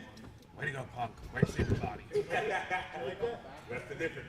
Oh, I can tell you funny stories of me showing up at 2005 OVW and watching like Bobby Lashley like skirt the drills. Great. No.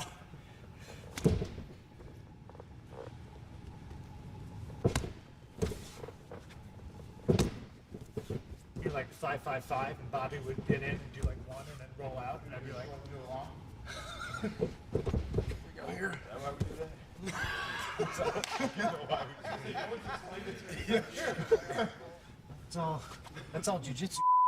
On this side, great. This side? Yeah, that's where it gets tight for me Not so too. much. So I thought maybe it was a conditioning for that.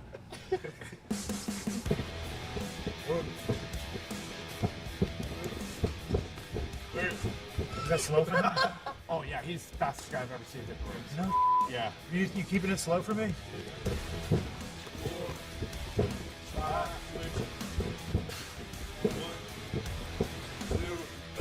Reverse it. This is where we all forget how to. Ain't gonna lie, CM Punk. How old is this nigga?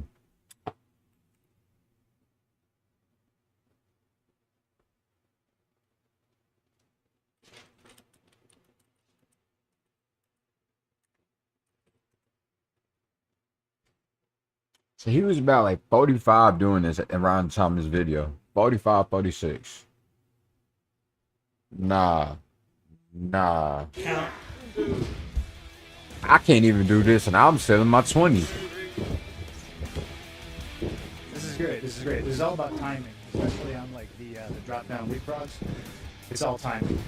And the key to the 5-5-5 is to make you tired, but to still be able to execute things sharply while being physically. Still be able to time it. And the key to the 5-5-5 is to make you tired, but to still be able to execute things sharply while being physically under such duress.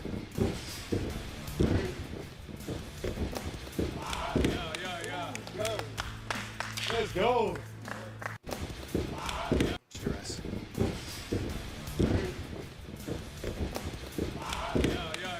Go. Let's go. Yeah.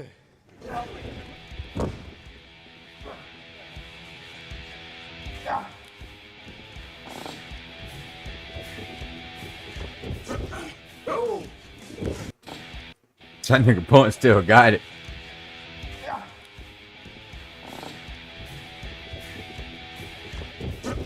Oh.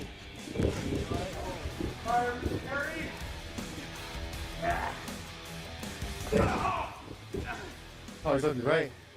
Ready to go.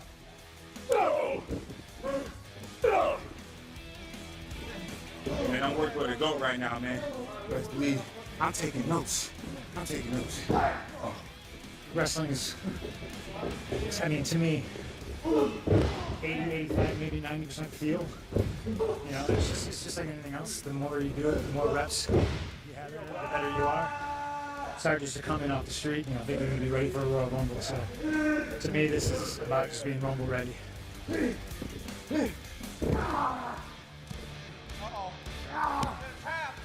Didn't know where Carmelo Hayes, so you're doing pretty good.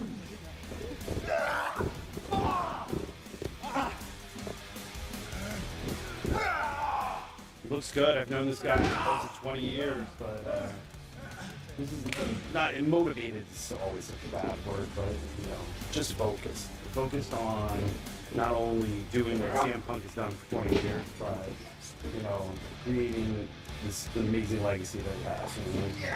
He could be the next world heavyweight champion right there. Trying to tell guys, like, figure out the difference between, like, go, go, go, go, go, go, and rushed. Yes, yeah. There's a fine line. Yeah, there's a very Definitely. fine line. I don't know it. We're all learning this together. Yeah. Right? But I think there's a way to do all that. Don't throw anything away. Make it harder on yourselves. We're down here doing our thing in NXT. He comes down here, wants to work out with the best of the best, and so that's what he got today. Man, he's definitely punching, man. Like, he ain't missing a step, man. I'm glad he's back. We learned a lot today, man, and we're really privileged, you know, working with a great like that. So I'm looking forward to the Rumble, see what he got. Just takes me back to last year. Cody and I prepared for the Royal Rumble. So it's cool that I get to work with Punk, preparing for the Royal Rumble. And same thing I said last year. It's like you come in here and these guys come here and they ask for our help. But by the end of it, it's almost like we learn more from them. And they've helped us a lot of times more than we've helped them. So it was just cool getting in there with Punk. Somebody I've been watching for a long time. When I got signed, I didn't do a springboard. I had never tried to do a springboard, but I got put in OVW and everybody around me was huge. I mean, like huge. So I looked completely different, and then I had the idea of look at the main roster and then wrestle completely different. Nobody did a springboard, so I was like, all right, taught myself how to do a springboard. I just looked at things that weren't there instead of seeing something successful and just trying to duplicate that or tweak it or something like that. I looked at what wasn't there. So I'm a little Mr. Miyagi in this approach. You know, I think there's a lot of super talented men and women down in NXT. I think it's important to incorporate them in, you know, things you're doing, because a lot of the times it isn't necessarily just about learning when you wrestle somebody on television. I think just being around a lot of the boys could potentially help them. You never know what's going to give somebody, like, you know, an aha moment or a light bulb or something like that. And then obviously I just want to bring in some younger athletic guys, roll around, get the blood going, do a bunch of leapfrogs, and, you know, get my legs under me. You know, it's just all going towards being Rumble ready. You know, the idea being prepare for number 1, cross your fingers for number 30, and just, you know, get in here with some knee pads on and your wrestling boots and go. Bro, thank you so much. Appreciate you. I don't think I've done that 5-5-5 drill in, I don't know, over a decade. And to just jump in here and that be like the first thing you do, I mean, it's more mental at this point. It gave me a boost of confidence, you know, honestly. I'm not going to be doing a 5-5-5 drill in the Royal Rumble, you know what I mean? It's going to be adrenaline and trying not to get thrown over the top rope. Sherry, you mind if I do? I had candy in this bitch too. Yeah. I deserve it. The shadow that is looming over me is the fact that this is my first televised WWE match in 10 years, and almost probably on the anniversary of when I left. And there's a lot of emotion, and there's a lot of, you know, ghosts that I still got to get rid of. And I think it's going to be very cathartic on Saturday to kind of exercise those ghosts. You know, the last time this audience saw me, you know, sick, hurt, disillusioned,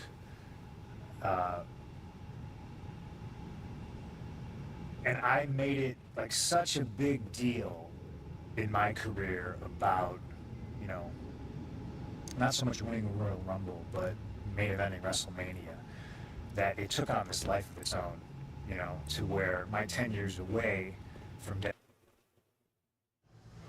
everybody gets hurt. It's inevitable. I could have been an accountant, but this is the business that I chose, or maybe the business chose me. But everything happens for a reason.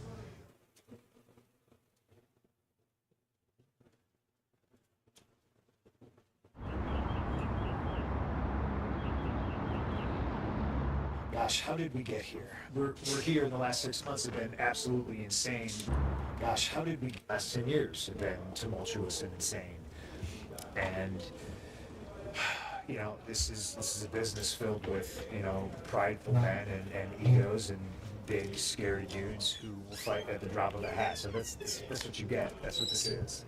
So me coming back here, it's exciting because of all those things, because it's dangerous, because you don't know what's going to happen, you know, and getting here, you know, I can't say it wasn't easy, but like once both sides realized, oh yeah, the shoe still fits, this is pretty comfortable still, like let's do this. It was full steam ahead, and then Survivor Series happened, and it was just kind of like, oh wow, you know, there's always that little voice in the back of my head that's just like, are they going to remember me? Are they going to care? Maybe it's a cheat code because it was Chicago, but when you can't hear the music over the PA playing, like, you know you did something right. I would interrupt you. Many things. Hi. Good. Yeah. How are you? Good. Appreciate it. You're in damage control. I'm trying. Apparently there's a split vote.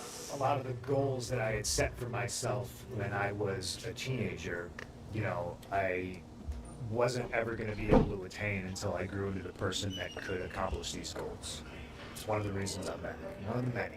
You know, I'm back to win a Royal Rumble. Oh shit! I'm back I didn't even to take my WrestleMania. You know, my and fight. these things I are was just young. handed out. Jank Not just shit, given jank to you. shit. A lot of deserving superstars over the years have fallen short of these goals. You know, I'm just back here to earn it. You doing all right? No, I feel okay. Good. What? I'm slouched. It's the way the shirt's cut. Hey, well, it's a great cut. This is the way the shirt's cut. Yeah. I should wear it in the ring, right? Yeah, right. I'm gonna be a t-shirt guy now. The number one on the list is the same as it ever was. It's been the same thing since I was, you know, I don't know, 8, 9, 10, certainly 15, certainly when I laced up a pair of boots for the first time. It's the main event WrestleMania. It's always been the goal. You know, I watch guys like Bret Hart do it multiple times, and you know, like, so to me as a kid growing up, I'm no different than the kid that watched Wayne Gretzky skate and wanted to put on a pair of skates. I'm no different than somebody who watched Michael Jordan and was like, I love basketball, you know, I want to follow in his footsteps. Like, I'm just walking the path that the great legends before me helped pave, you know, and I want to accomplish the same things that they did. I want to breathe that air that they breathe at the top, like the highest mountaintop. Liz, how's my hair look? You just got one. You got one. Honest, you're good. You're good. Right now, my focus is on Monday Night Raw, being face to face with Cody in the ring. And a big reason I want to do this, and I'm so excited about it, is because I really want to get the temperature of the room. I want to feel what kind of energy he's got, because he's got goals that probably scare him too. You know, those are big goals. And I've never had to follow in the footsteps of, my legendary father. So Cody's chasing a title that they took away from his dad in the Garden. I won that title in the Garden. There's only one seat. There's only one king. There's only one face. I don't know if we're both trying to be that. I don't know if my goal necessarily makes me what Cody wants to be. Tonight's about the emotion. Take the math out of it. It's all about the chemistry. I want to see what these people are going to do if I say something that's going to make Cody a little bit angry. I want to see how these people react. If Cody says something a little out of pocket to me, and I want to take the temperature in that room, and I think it's going to give me a mental edge going into Saturday. I think we're both hungry for respect. I think we're both hungry to accomplish the goals that we have set out for ourselves. And what makes them so scary is because we are so vocal and so public about it. You're really almost putting yourself out there. We're both trying to manifest our future and essentially accomplish these goals. And I feel like come Saturday, only one of us can do it. That makes a pretty compelling story. And right when you're about to cross the finish line and finish your story, oh wait, what's that in the distance? It's a much bigger superstar that hasn't been around in a very long time, coming to take it all away from you. Felt great. I felt some tension there, and that's what the Royal Rumble's about. There's no friends, right? Doesn't necessarily mean we have to be adversaries or enemies, but something about it just feels like maybe on Sunday morning we might be. I'm hoping that's not the case, but we'll have to wait and see. It's not going to set in until probably about like late Friday night that my last match in WWE was 2014 in the Royal Rumble, and it's 2024, and my first match back is the Royal Rumble. It's pretty heavy, so I'll have to digest that over the next couple days, but it's not going to hit me until Friday night. What do you leave the price tag? My only friend. Well, I got his back forever. Look at all the people I passed. Yeah, they're like, dude, don't embarrass And they left the sticker on. Here, I'll make you something. Monday Night Raw in New Orleans, in the books. It's good to be back in New Orleans. Love this place. I'm gonna bring y'all with me, show you how I've been training to get ready for the Royal Rumble. A little bit of weight training, and I'll be in the ring with some people. So that'll be a fun little treat for everybody. Invite you in to see all the secrets. We are in Orlando. I just landed. We are trying our damnedest to surprise Cora Jade, who just had an ACL surgery. And I wanted to just visit her really quick because that is a bum out, right? I'm bummed about it. I can't imagine how she feels. She just came back, gets hurt right away, so she's on the mend. And I don't know why they're at this smoothie cafe, but we're gonna try to surprise her there. Oh my god. You guys are idiots. Oh my god, no. Oh my god. Hi. Oh, you weird. You poor thing. Oh my god. Alright, how are you feeling? Not great. I was just trying to pop in. I got like a million things to do today, just like you did. It's a superstar. I heard you were coming at 4, so I was like, I'll stick around till 4. I was like, because they came to my hotel and they were like being weird. My favorite part about this so far is just the disregard for just not swearing. I love it. I'm so bummed for you, but it's also kind of fine. We both just came back on the same day.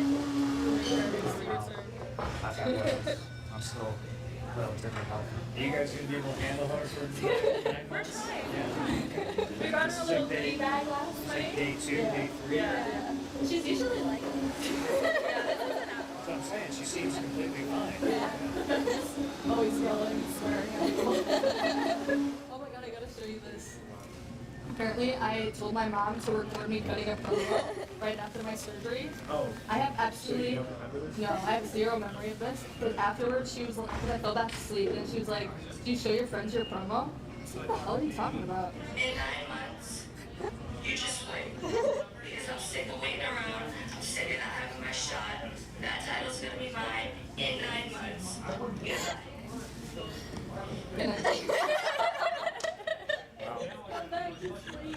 What's the rest of your day look like? Just hanging out, I guess. I don't want to go back to my hotel because I just sit there. I'm gonna try to work out they're gonna film everything I do. So. No pressure. I'll see you there. See you there. My bum ass knee. Were you surprised? Did they ruin it? Yes, no, they were being weird yesterday, and they were like, because they know, like, when I'll get annoyed, like, so I was like, if they're asking, like, if there's cameras and, like, someone coming, like, I think they'll know it's someone that I want here, because, like, if I was gonna be annoyed as they would know. I So, figured you knew. yeah. Just trying to lift your spirits. Yeah, thank you know? you. Appreciate it. But here we are. We'll be back in 9 months. Hey, Bunk. Yeah. How's it going? Good. How are you? Good. What are you doing here? Lulu? This is Lulu. We love our Lulu.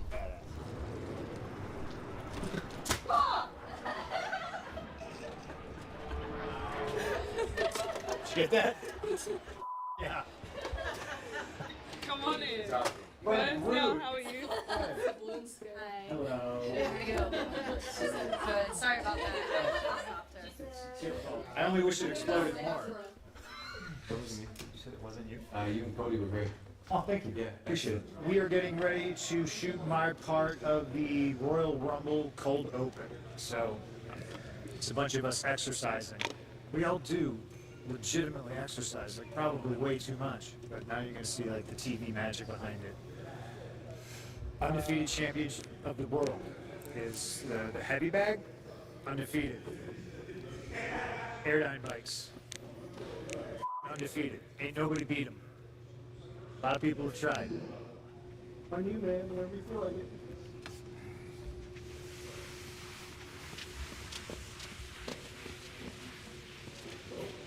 I wasn't gonna hit it. I was barely gonna hit it.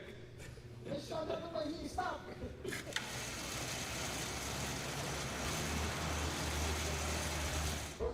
It's good. It's good. So it's like.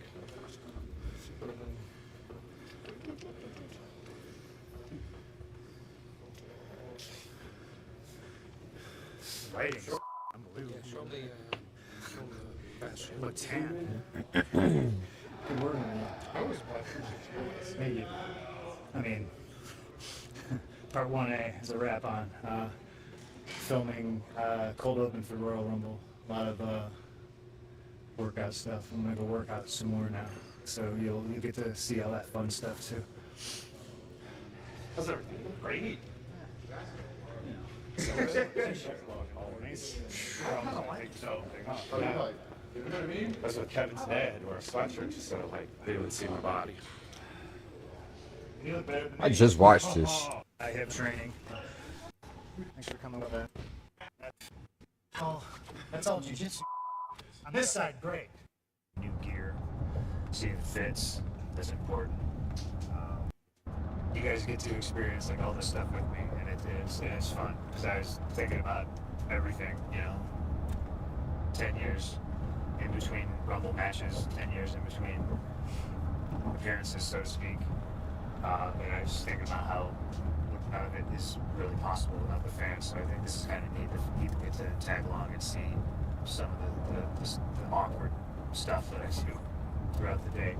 But I woke up, did a little shakeout in the morning, and feeling great on my way to the State Tropicana Field, the stadium, building, whatever you want to call it, and looking forward to the day. I'm gonna check out my new gear, see if it fits. That's important. And happy Royal Rumble Day. It's a different energy walking into this building knowing that the Cubs are the superior baseball team. Yeah, I'm great. Definitely a different energy because I know I'm wrestling, Not just talking today. I'm gonna do a little bit of both. I mean, there's still plenty of time, so you try to keep calm and you try to tell yourself like, I'm gonna mentally prepare prior to when the music hits. But I don't think you can ever fully be ready until the music hits and that red light's on.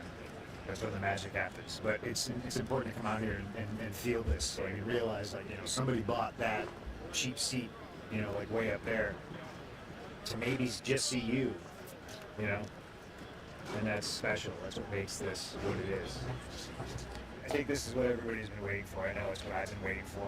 You know, date's been circled on the calendar. So all my energy and my focus has been directed towards this moment.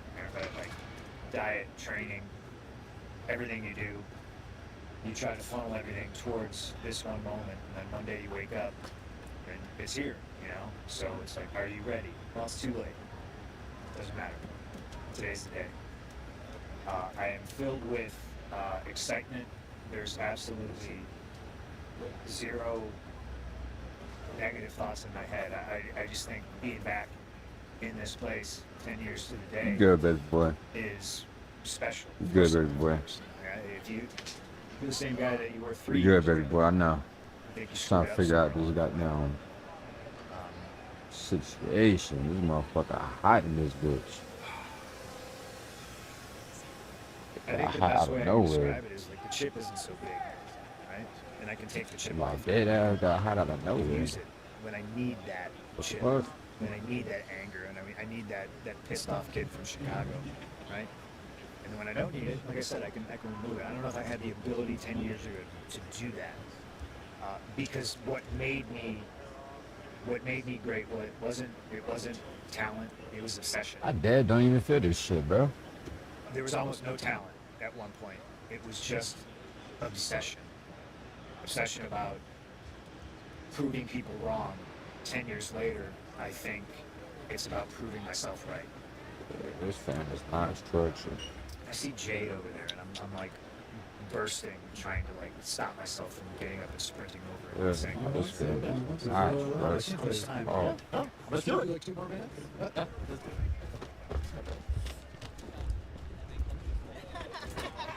I wanted to say hi with you during the interview.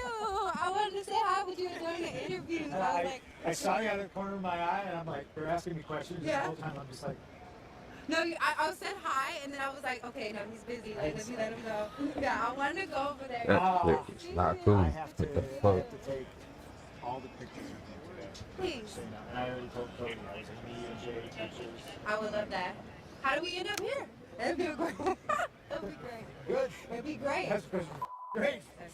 See, now I feel the breeze now. I don't know why the fuck I had that window closed. Honestly. It is 8:50, and I've completely lost my mind. Very scatterbrained right now, trying to Go back to sleep. get in Go my sit down. gear Go to just sleep. so I'm in my gear before I know I'm going to be out there. Full blown nervous. I don't know what I'm doing. It certainly needs to be routine, you know, with the suit up, put my armor on every Friday, Saturday, Sunday, Monday, Tuesday, you know. So it's not obviously not That's so goddamn routine. mellow. You more cherish the moments, you know, putting your gear on. To me now represents, instead of the grind, it's I don't have to wrestle. I get to wrestle. That's what I mean by when I'm saying now that, like, you know, coming to work is enjoyable, and you know, I wanna bottle that, just hold on to that, and enjoy every single moment.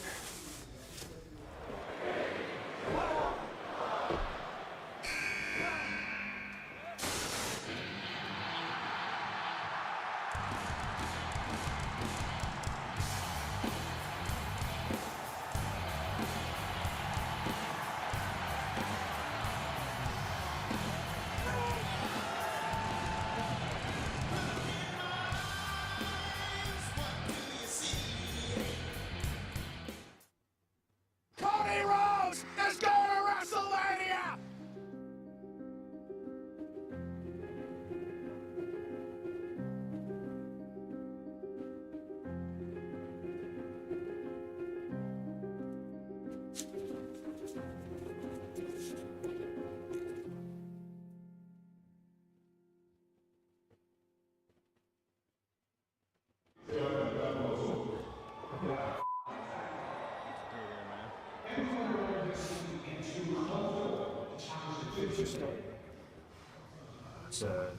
Hasn't been an easy 48 hours, but I always try to, look at things from a couple different perspectives.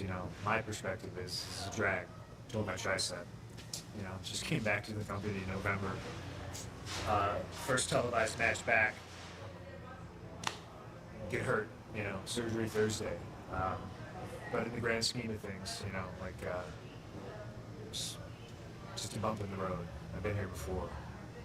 It's just, my heart hurts, Telling the fans, being upfront about it, and speaking from such like an emotionally charged point of view, that's where the connection is, because What you doing, I Mello? truly do believe, this sucks. Use the bathroom. It really sucks. But is it the end of the world? No. And I think about my buddy Chad. Hold on. That's this. I'm an athlete who got hurt. Big deal. I'll deal with it. Move on. Make it fast, Come bro. back. You don't need Bigger, to be out here just like. better, maybe not faster, but stronger. Make it fast, hurry up. Get back to business. I'm very careful about saying where you work is your family, because I think your family is your family and where you work is your job. But it's been a great support system, and just certain looks from certain people I get, and then I start crying again, and Cody's one of them, He's a great dude. This locker room is everything the business is supposed to be. And it's I do it with my everything the business Snickers. was sold to me as Man, being. I have some good And candy up it's in this remarkable. motherfucker. And The that's fuck I why do I'm so with it? sad. I'm not sad I hurt my arm. I'm sad I'm temporarily out of this amazing situation. I mean, she just said, "Come home. I want to give you a hug."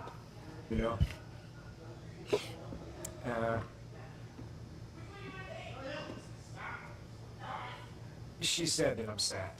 She's sad that I'm hurt. You have this weird guilt thing where I'm apologizing to her, and I'm like, "Hey, sorry, I'm putting you through this again," because she's just constantly been there through every surgery.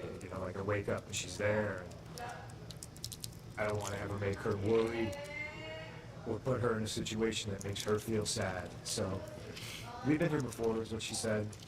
She's like, me and Larry got your back. And we're gonna do everything we can, help you nurse you back to health. And she's like, this is who CM Punk is. This is who you are. You don't let stuff stop you. You always come back bigger and stronger. And she's gonna make sure that it happens again. Man. I ain't gonna lie, I'm in the stream though. I'm tired as hell. It's pushing 2 o'clock in the morning while I'm at. I'm definitely gonna be doing more WWE vlogs and shit like that. I ain't gonna lie. But I appreciate everybody coming out fucking with me. You know what I'm saying? Tune in tomorrow, back to back to back. I ain't gonna lie, I'm probably gonna do a 7-day straight stream. Ain't gonna be 24 hours, but it's gonna be 7 days straight. So tune in tomorrow, day number 2. Yeah, we're gonna get active with this shit, you know what I'm saying? I appreciate all the love and everything. Until tomorrow, I'm gonna holler back at y'all.